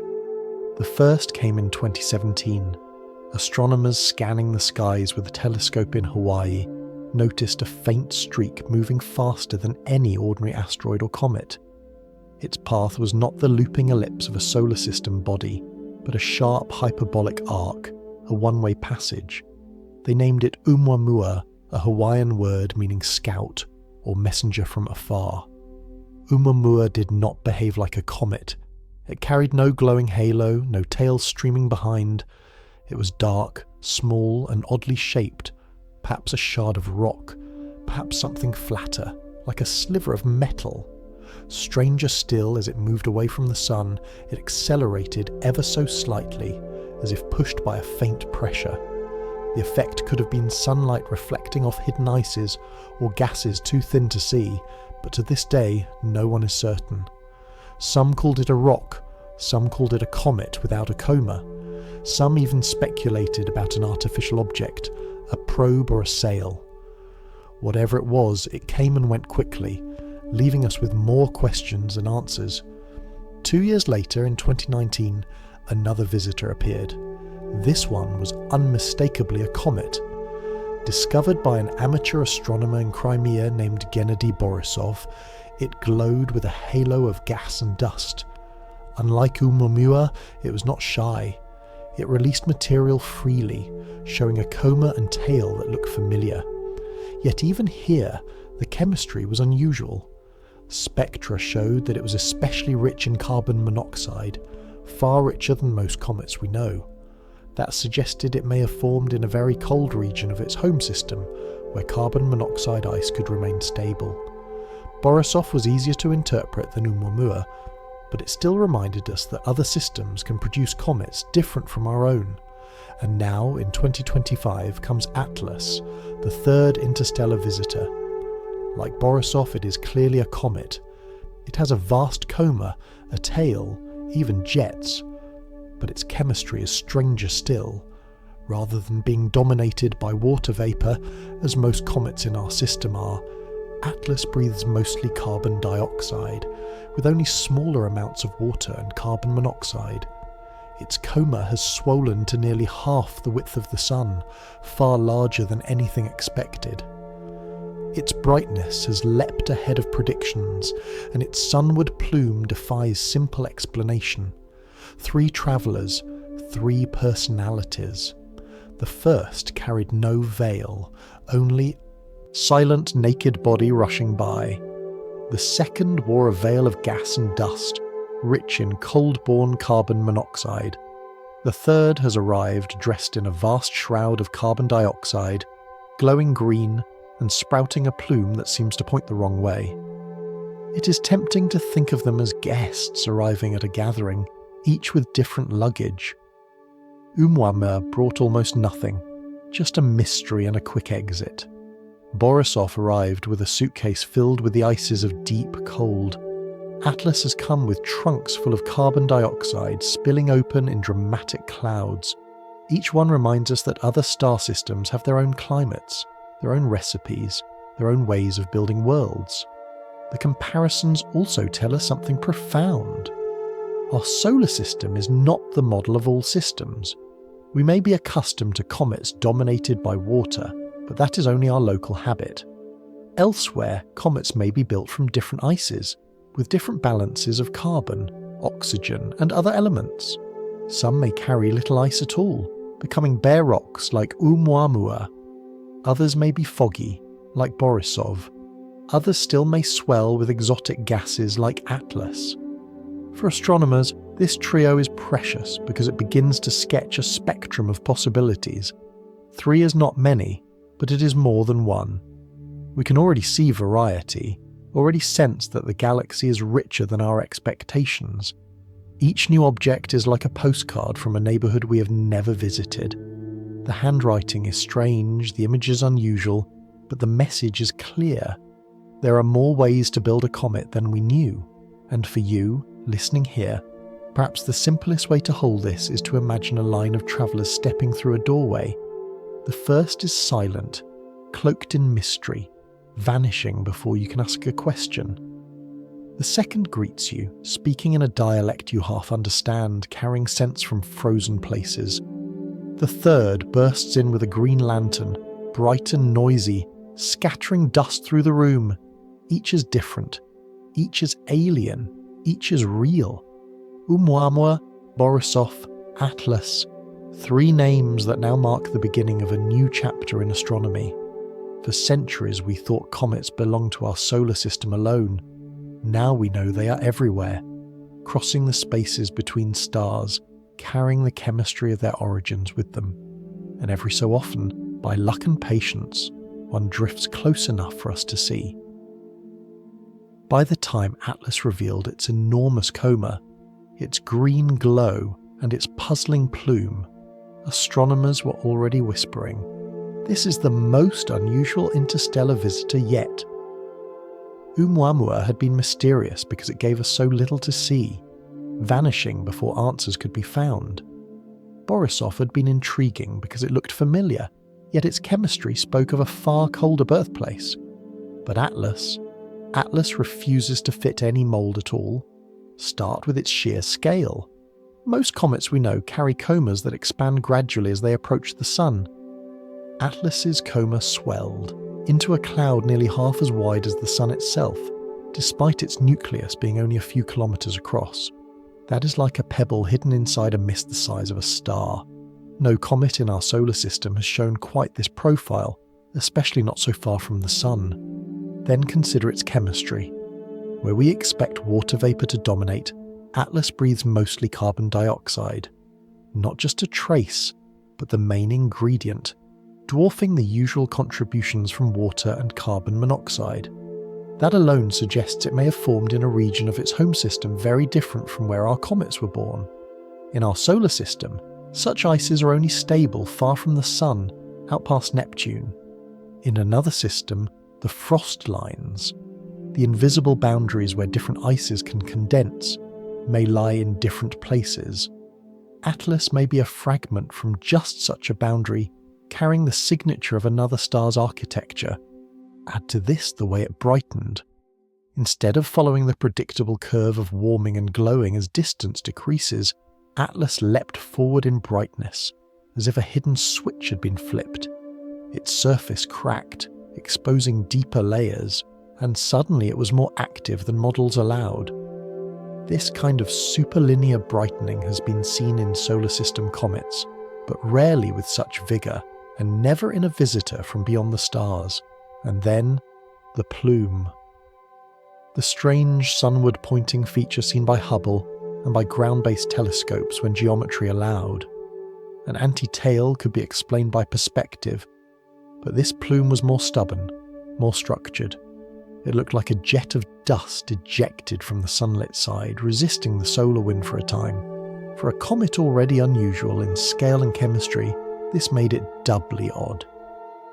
It was as though Atlas were determined to behave in ways that would puzzle every expectation we had. Why does this matter? Because in science, anomalies are where growth happens. ʻOumuamua was an anomaly because it carried no veil. Borisov was an anomaly because of its unusual chemistry. But Atlas is anomalous on multiple fronts. In brightness, in composition, in morphology, in sheer scale. Each of these challenges forces astronomers to test their models, to ask what might be possible in other planetary systems, to expand the boundaries of imagination. One possibility is that Atlas formed near the carbon dioxide frost line of its home system, the distance from its parent star where carbon dioxide can freeze and remain stable. Every star has its own frost lines, depending on how bright and hot it is. In our solar system, water freezes around Jupiter's orbit, carbon monoxide farther still. But in another star's light, those zones may shift. Atlas may be a fossil of such a place, carrying chemistry that reflects the climate of a foreign sun. Another possibility is that Atlas's chemistry has been altered by long ages in interstellar space. For millions, perhaps billions of years, cosmic rays and ultraviolet light from distant stars bombarded it, breaking apart molecules, rearranging surfaces, layering the crust with reactive material. What we see today may not be what it was at birth, but what it became after endless exposure to the emptiness between stars. Whatever the case, Atlas does not fit easily into categories. It is not the bear shard of ʻOumuamua, not the cold-born comet of Borisov, but something more flamboyant, more puzzling. If the first two visitors were subtle postcards from afar, Atlas is a dramatic painting splashed with bold colours. It announces itself with a vast halo, a green crown, and a plume that defies geometry. For astronomers, this makes it both frustrating and exhilarating. Frustrating because it will vanish after one brief pass, never to return, leaving many questions unanswered. Exhilarating because it broadens the canvas of what is possible. If just the first 3 interstellar objects we have seen are this varied, what wonders might the 4th, the 10th, the 100th reveal? For you listening here, perhaps the way to hold this is as a trio of travellers. The first arrived silently, carrying mystery. The second came wrapped in cold fog, carrying the scent of distant frost. The third has burst in like a flamboyant guest, dressed in emerald light, scattering dust through the air and carrying trunks filled with strange treasures. Of the three, Atlas is the most difficult to understand, the most unruly, the most alive. And that unruliness is what makes it beautiful. In its refusal to behave, in its anomalies piled atop anomalies, Atlas teaches us something profound. The universe is wider than our models, stranger than our expectations, and more inventive than our textbooks allow. As you drift tonight, you might picture Atlas as a postcard sent from an alien neighborhood, scrawled in handwriting you do not fully recognize. The colors are unusual, the scenery strange, the words unfamiliar, but the message is unmistakable. We're not all the same. Our solar system is one melody in a cosmic symphony. Atlas, with its green glow and vast breadth, is another, playing notes we have never heard before. When Atlas first began to puzzle astronomers, the temptation was to leap toward the extraordinary. A visitor from another star, behaving unlike any comet we had seen, glowing green, brightening too quickly, showing a plume that seemed to point the wrong way. It all felt mysterious, even ominous. But before chasing wild ideas, science begins with the natural, with stories that fit the evidence we have in hand. The first piece of the puzzle is its chemistry. Unlike most comets in our solar system, which exhale mainly water vapor when they warm, Atlas breathes out carbon dioxide in far greater measure. This explains why it woke so early, becoming active even while still far from the sun. Carbon dioxide turns from solid to gas at colder temperatures than water does, so Atlas could stir long before ordinary comets would. That single fact makes sense of its early rising. In soft language, Atlas is a comet whose lungs are tuned differently, exhaling fizz before steam. The second piece lies in its sudden leap in brightness. For weeks it seemed faint. Then almost overnight it grew much stronger, faster than predictions. The likely story is that sunlight cracked open deeper layers of the comet's surface, exposing pockets of volatile ice that had been sealed away for ages. Imagine tossing an ice cube into warm water. At first, only a few bubbles rise, then the cube cracks and a rush of fizz escapes. The comet did the same. A hidden reservoir met sunlight and the glow surged. The third piece concerns the puzzling plume that seemed to point toward the sun. At first glance, this looks impossible. Sunlight should push dust away, not draw it closer. But here too, natural explanations exist. Some of the plume may be what astronomers call an anti-tail, not a true forward jet, but a sheet of dust spread across the comet's orbital plane. When Earth or Mars happens to cross that plane, the sheet looks like a narrow ray, even if the dust is simply drifting outward. It is like seeing a glare on a glass table, an angle trick that makes light look like a beam. Yet Hubble images also showed evidence for a genuine sunward jet, a burst of dust from the comet's sunlit face. This too can be explained. Dust grains are not all equal. The tiniest ones are quickly swept back by radiation pressure, like feathers in the wind. But larger grains, heavier, more stubborn, can resist for a time. When launched by a jet from the surface, they can hang in front of the comet, briefly pointing sunward before they too are bent away. Imagine children blowing bubbles against a breeze.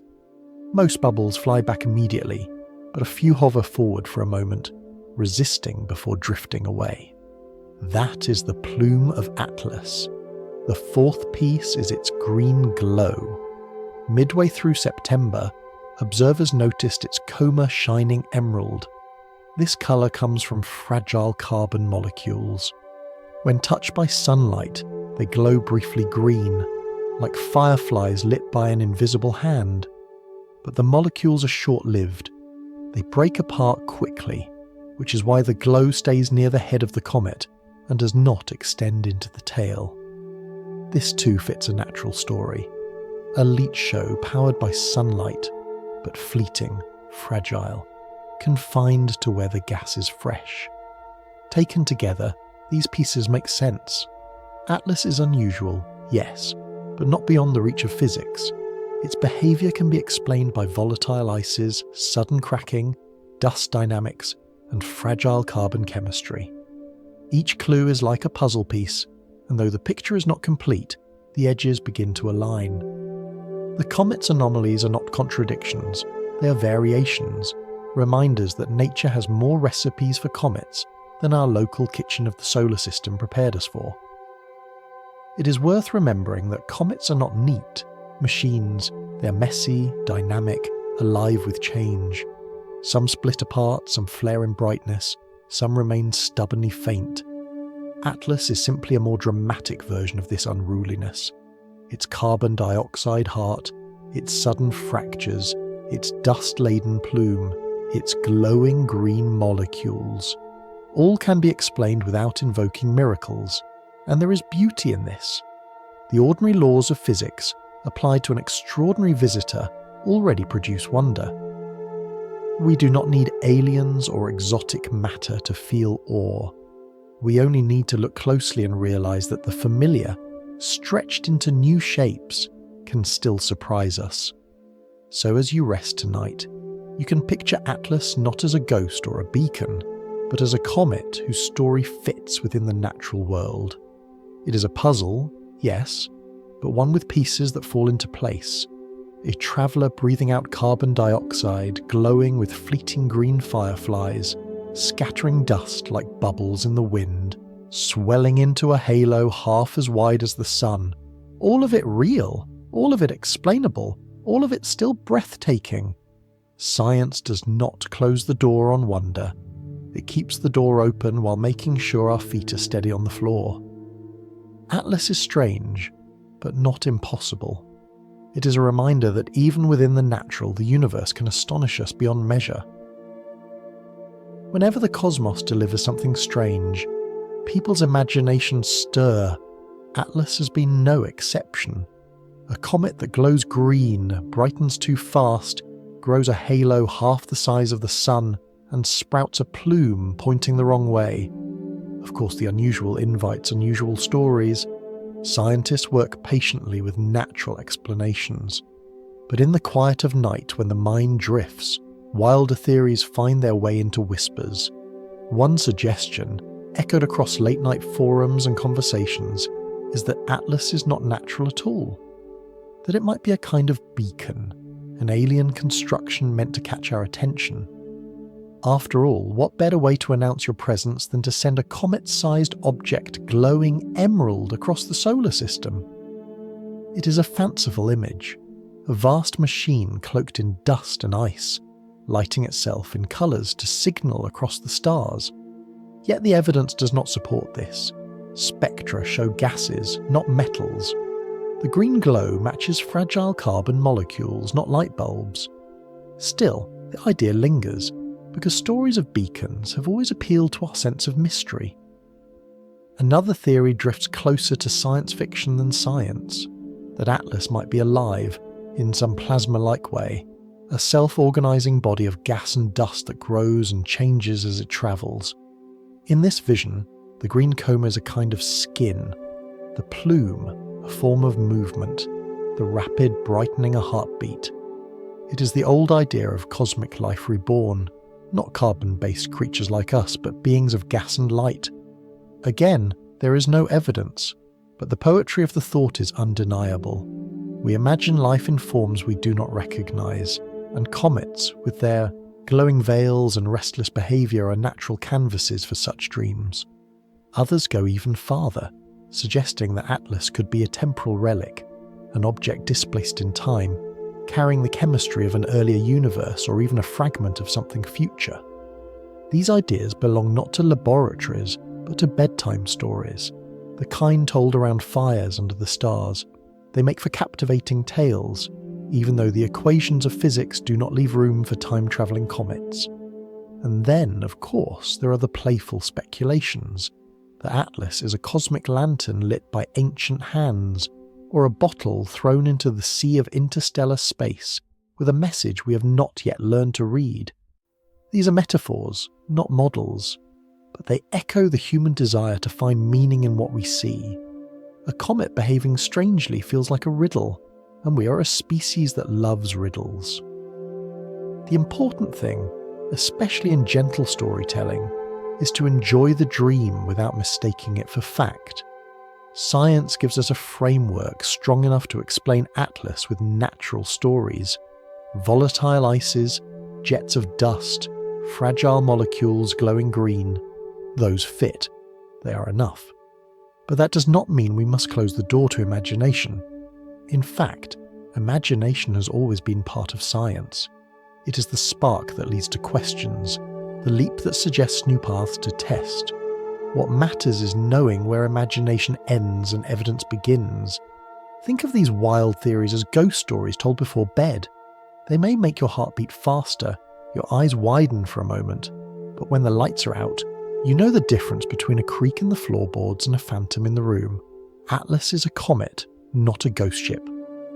Yet telling the ghost stories is part of the experience, a way of letting our minds play in the dark, even as our reason keeps us steady. And so, in this session, let us hold both. Atlas is a comet, natural and strange, explained by physics and chemistry. But Atlas is also a lantern for our imagination. It reminds us that when we see something unfamiliar, we do not only reach for data, we also reach for stories. We wonder if someone might be speaking to us, if the universe itself is alive, if time has secret folds. These are not truths, but they are beautiful questions. As you rest tonight, you can let those questions drift past like dreams. A green beacon shining in the dark, a living cloud humming with energy, a relic of another time slipping through ours. None of them real, but all of them gentle sparks in the night. And when morning comes, the science remains, steady and strong, guiding us back to what we know. But the stories too remain, like the faint memory of a dream that lingers after waking. Every comet carries within it a question. Will it survive its close brush with the sun? These travellers are fragile things, only a few kilometres wide, stitched together from ices and dust that have lain frozen for ages. When they dive inward, sunlight and heat seep into them, and the stress can be too much. Some endure, dimming as they pass, others shatter into fragments, scattering their brightness in sudden, spectacular bursts. As Atlas approaches its perihelion at the end of October, the same uncertainty surrounds it. To understand why, think of a frozen river in spring. For months it lies silent, hard as stone. Then the sun climbs higher, warmth seeps in, and cracks begin to spread across its surface. At first they are small, harmless lines. Then one day a loud crack echoes, and whole slabs begin to shift, breaking apart as the current pushes underneath. Comets face something similar. Their surfaces heat unevenly. Their cores swell with gas searching for escape. Pressure builds. Sometimes the whole structure cannot hold and it fractures. Atlas has already shown signs that it may be vulnerable. Its brightness has surged more quickly than expected, suggesting that parts of its crust have cracked and opened. Its coma is unusually wide, meaning it is venting enormous amounts of gas. Both of these are signs of a nucleus under stress. If it survives perihelion, it will be a surprise. If it breaks apart, it will not be the first comet to do so. In fact, cometary history is filled with such endings. Some comets, when they draw too close to the sun, split dramatically, their fragments fanning out like glowing beads on a string. Others dissolve quietly, their light fading until nothing remains but a faint dust trail. Even famous comets have suffered this fate. They remind us that beauty and fragility often walk together. What would it mean if Atlas does fracture? First, its coma would change. A single nucleus produces a single halo. but fragments can each release their own gas and dust. The halo might bloom larger, brighter for a time, as if the comet had lit a second lantern beside the first. Its tail could fork, its green glow could become patchy, its structure more chaotic. Astronomers watching from Mars, and later from Earth, when glare subsides, would see a comet transformed by its own fragility. There is also much to learn from such an event. A breakup reveals what lies inside. Fresh surfaces are exposed, showing layers untouched for billions of years. The proportions of gases may shift, telling us whether carbon dioxide dominates throughout, or whether hidden reservoirs of water or other ices lie deeper within. Dust grains from different layers may vary in size and colour, changing the way light scatters. In destruction, there is revelation. For scientists, this is both sad and exhilarating. Sad because a bright comet can vanish overnight, depriving us of months of expected views. Exhilarating because the breakup becomes an experiment written by nature. Instruments record the sudden changes, and in them we glimpse the structure of a world never meant to be opened. For the rest of us, the image is more poetic. Imagine Atlas as a fragile lantern carried too close, to a fire. Its paper walls glow and shimmer until, with a sudden tear, the light bursts outward in sparks. The lantern is lost, but the sparks scatter beauty across the night. If Atlas shatters, its fragments will drift, glowing for a time before fading, each one a tiny ember from a cosmic fire. And yet there is also the chance that Atlas will endure. Some comets surprise us by holding together, battered but intact. Their surfaces may crust over, limiting the gas they release. Their rotation may spread the heat more evenly, reducing stress. Atlas may, against odds, survive its perihelion, emerging with its nucleus whole. If it does, it will carry its vast coma onward, still glowing green, still trailing its puzzling plume, still defying expectations. This uncertainty is part of the comet's charm. We do not know which path it will take. We can only watch, wait, and wonder.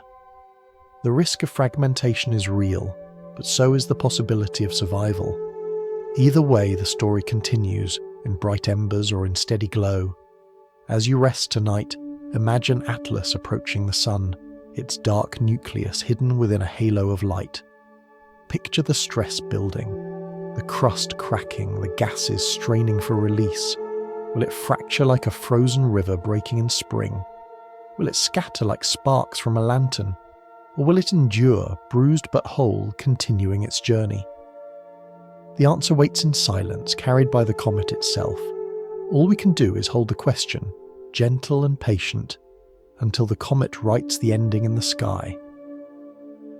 As October fades into November, Atlas will sweep through its closest point to the sun. By then, Earth's telescopes will still be blinded by glare, unable to follow its every move. For a few weeks we will be left with silence, wondering whether the comet survived the trial, and then, slowly, as the angle between the comet and the sun grows wider, Earth will be able to look again. November and December will bring reacquisition, the moment when astronomers point their instruments and wait for a faint glow to return.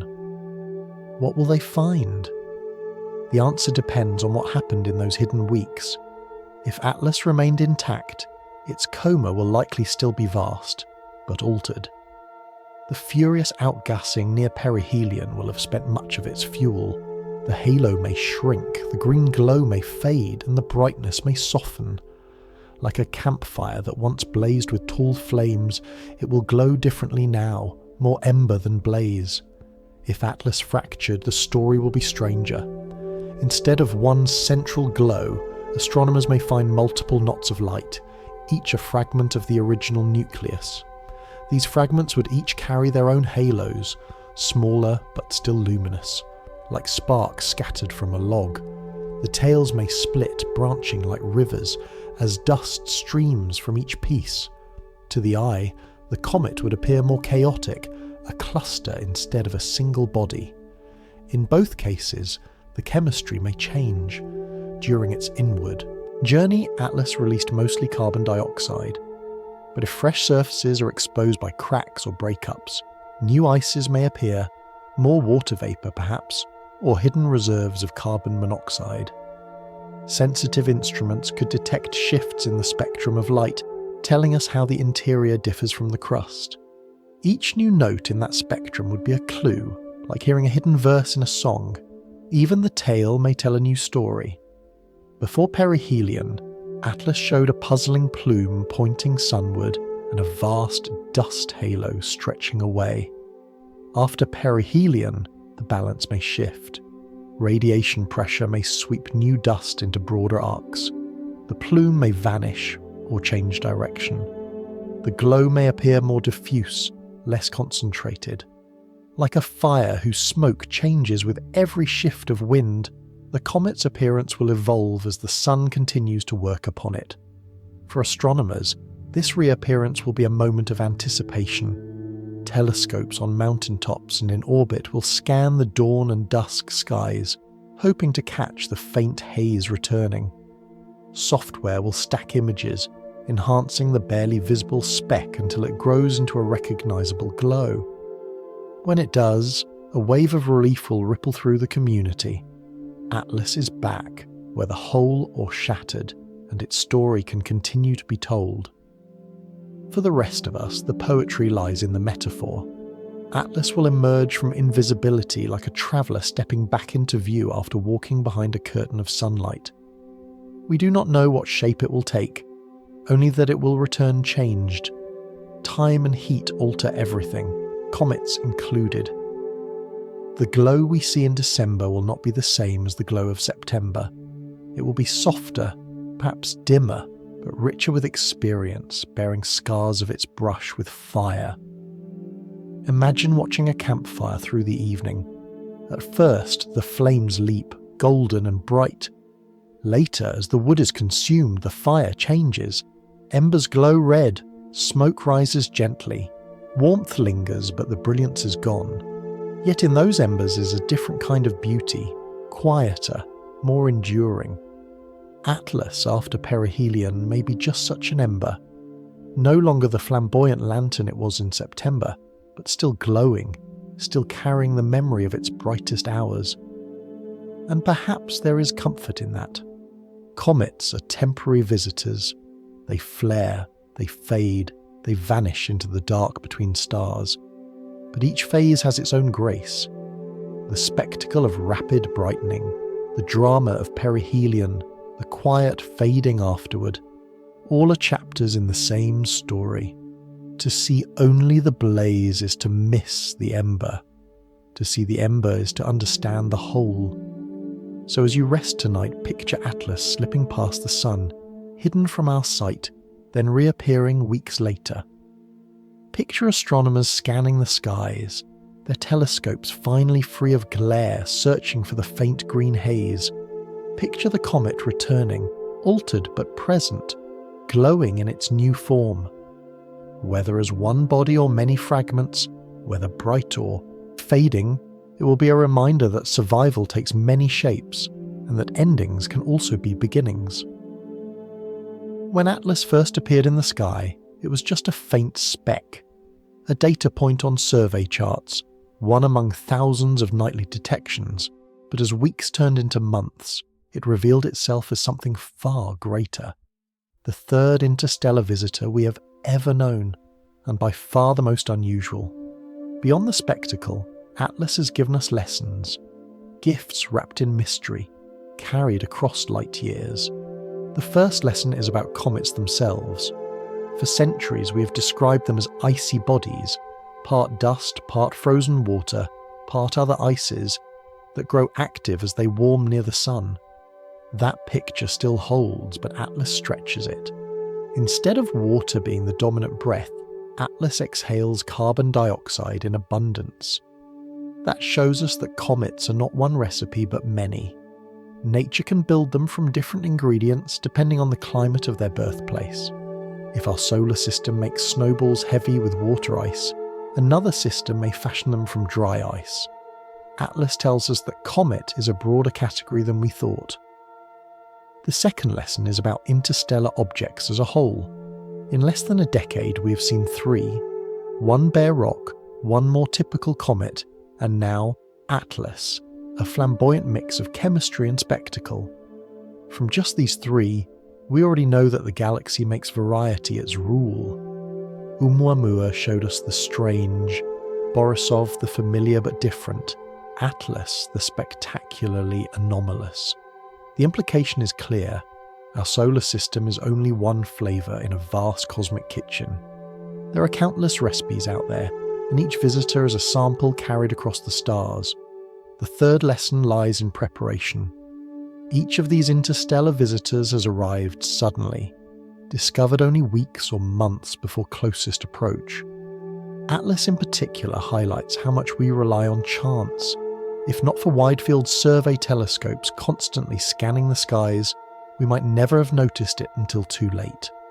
Future projects, like the Rubin Observatory in Chile, will survey the entire visible sky every few nights. Missions like Comet Interceptor, being readied by the European Space Agency, are designed to launch quickly and intercept a comet or interstellar object on short notice. Atlas reminds us why these efforts matter. Visitors do not announce themselves in advance, and we must be ready to greet them when they appear. The fourth lesson is about perspective. When Earth was blinded by sunlight, it was Mars that held the key. Our spacecraft orbiting that red world became our eyes and ears. They photographed, listened, and recorded what we could not. This is a reminder that astronomy is no longer only Earth-bound. We have spread our senses across the solar system, and that distributed vision lets us see more than one planet alone ever could. Atlas is not just a story of Earth watching, it is a story of Mars helping. Perhaps the most profound lesson, though, is humility. Atlas is not here to serve us. It passes once and never again, indifferent to our questions. We catch only a glimpse, a few months of data, and then it is gone. Yet in that brief time, it challenges our models, reshapes our expectations, and deepens our sense of wonder. For scientists, that means rewriting textbooks. For the rest of us, it means simply remembering that the universe still holds surprises. Surprises big enough to paint the sky green and fill it with mist half the size of the sun. Think of it as meeting a traveller in passing. You speak for a short while, long enough to learn that their homeland is different, their customs unusual, their stories rich. Then they move on, and you may never see them again. But the meeting changes you. You know more of the world because of it. Atlas is that traveller. It stays only briefly, but its presence leaves us richer. And so, as you listen tonight, the lesson is simple, but deep. The universe is varied. Our solar system is not the template of all creation. Comets can be born in stranger ways, glow in stranger colours, behave with stranger habits than we imagined. Each interstellar visitor is a reminder that the galaxy is wide, creative, and full of possibilities. We may not see another for years, or perhaps Rubin, once scanning, will discover dozens. Either way, Atlas has already left its mark. It teaches us that preparation matters, that humility matters, that curiosity matters. Most of all, it teaches us that even in a world saturated with science and technology, wonder is never exhausted. There are still lanterns to be lit in the night sky, still visitors to remind us that we're not alone in the universe of stories. And so, after months of surprise, speculation and wonder, Atlas will drift outward again, past perihelion, past its brief moment of greatest light. It will fade into the distance, shrinking into a speck. In time, even that speck will vanish, returning to the deep interstellar night from which it came. Its visit is short, measured not in centuries or years, but in months. Yet the memory it leaves is longer, carried in data, in stories, in the quiet awe it stirred. Atlas is not the first visitor we have known. In 2017, ʻOumuamua passed through like a whisper, a bare shard of rock or ice, cloaked in mystery, vanishing before we understood. In 2019, Borisov arrived more clearly comet-like, glowing with dust and gas, teaching us that other systems produce comets too, though with different balances of ice. And now, in 2025, Atlas has surpassed both in spectacle, a green lantern in the sky, a halo half the size of the sun, a plume pointing the wrong way. 3 visitors, each stranger than the last, each rewriting our sense of what the galaxy contains. There is something deeply human in the way we greet these strangers. We look for meaning, for connection. We compare them to travellers carrying luggage, one bringing only mystery, another bearing cold-born chemistry, the third scattering flamboyant plumes. We think of them as postcards from alien neighbourhoods, each showing a different landscape. The science is precise, but the stories we weave are what stay with us. What makes Atlas especially poignant is the role of Mars. While Earth was blinded by sunlight, Mars became our proxy, its orbiters turning outward to record what we could not see. For a brief time, the red planet became our eyes and ears, reminding us that knowledge is no longer bound to one world. It is spread across a family of planets, across a fleet of patient machines, all of them working together to keep us connected to the cosmos. The farewell, then, is not only to Atlas, but to this moment in which Earth and Mars together watched a traveller from the stars. It is a reminder that astronomy is not only about data, but about perspective, collaboration, and shared curiosity. And what of the future? We cannot know when the next interstellar visitor will appear. Perhaps Rubin Observatory, scanning the sky every few nights, will discover dozens in the coming decades. Perhaps years will pass in silence, but the pattern is clear. Each visitor has been stranger than the last. Each has expanded the palette of what is possible. We may yet see comets dominated by exotic ices or rocky bodies unlike anything in our solar system. We may even, one day, send a spacecraft to meet one, intercepting it before it slips away. For now, though, we have Atlas, and in its story are lessons not only for science but for us as listeners, that the universe is wider than our imagination, that beauty is often fragile, fading as it moves outward, like the green glow that lingers only near the comet's head. That perspective matters. Sometimes we must lean on neighbours, like Mars, to see what we cannot. That waiting is part of discovery. Blindness before perihelion, vision restored after, and above all, that wonder is inexhaustible. As you close your eyes tonight, picture the 3 interstellar guests side by side. The first, a silent shard. The second, a comet from frozen realms. The third, Atlas, a flamboyant traveller glowing green, scattering dust, exhaling carbon dioxide instead of water, breaking rules and expectations alike. They do not stay, they pass on. But in their passing, they leave us changed. Time, too, is like this. It slips past, carrying moments that never return. But in each moment there is something to hold, even briefly. A flash of green light, a plume of dust, a whisper from another star. The comet moves on, but the memory remains. And so we say farewell, not with sorrow, but with gratitude. Farewell to Atlas, the strangest of the 3. Farewell to the green lantern that shone in September, the plume that puzzled us in October, the ember that will glow in December. Farewell to a traveller that came once, and only once, across our sky. Time has a way of slipping through our fingers, but tonight, in this quiet moment, we have held on to a piece of eternity. Sleep peacefully wherever you are. The comet has passed, but the story lingers, and the stars still wait for you above.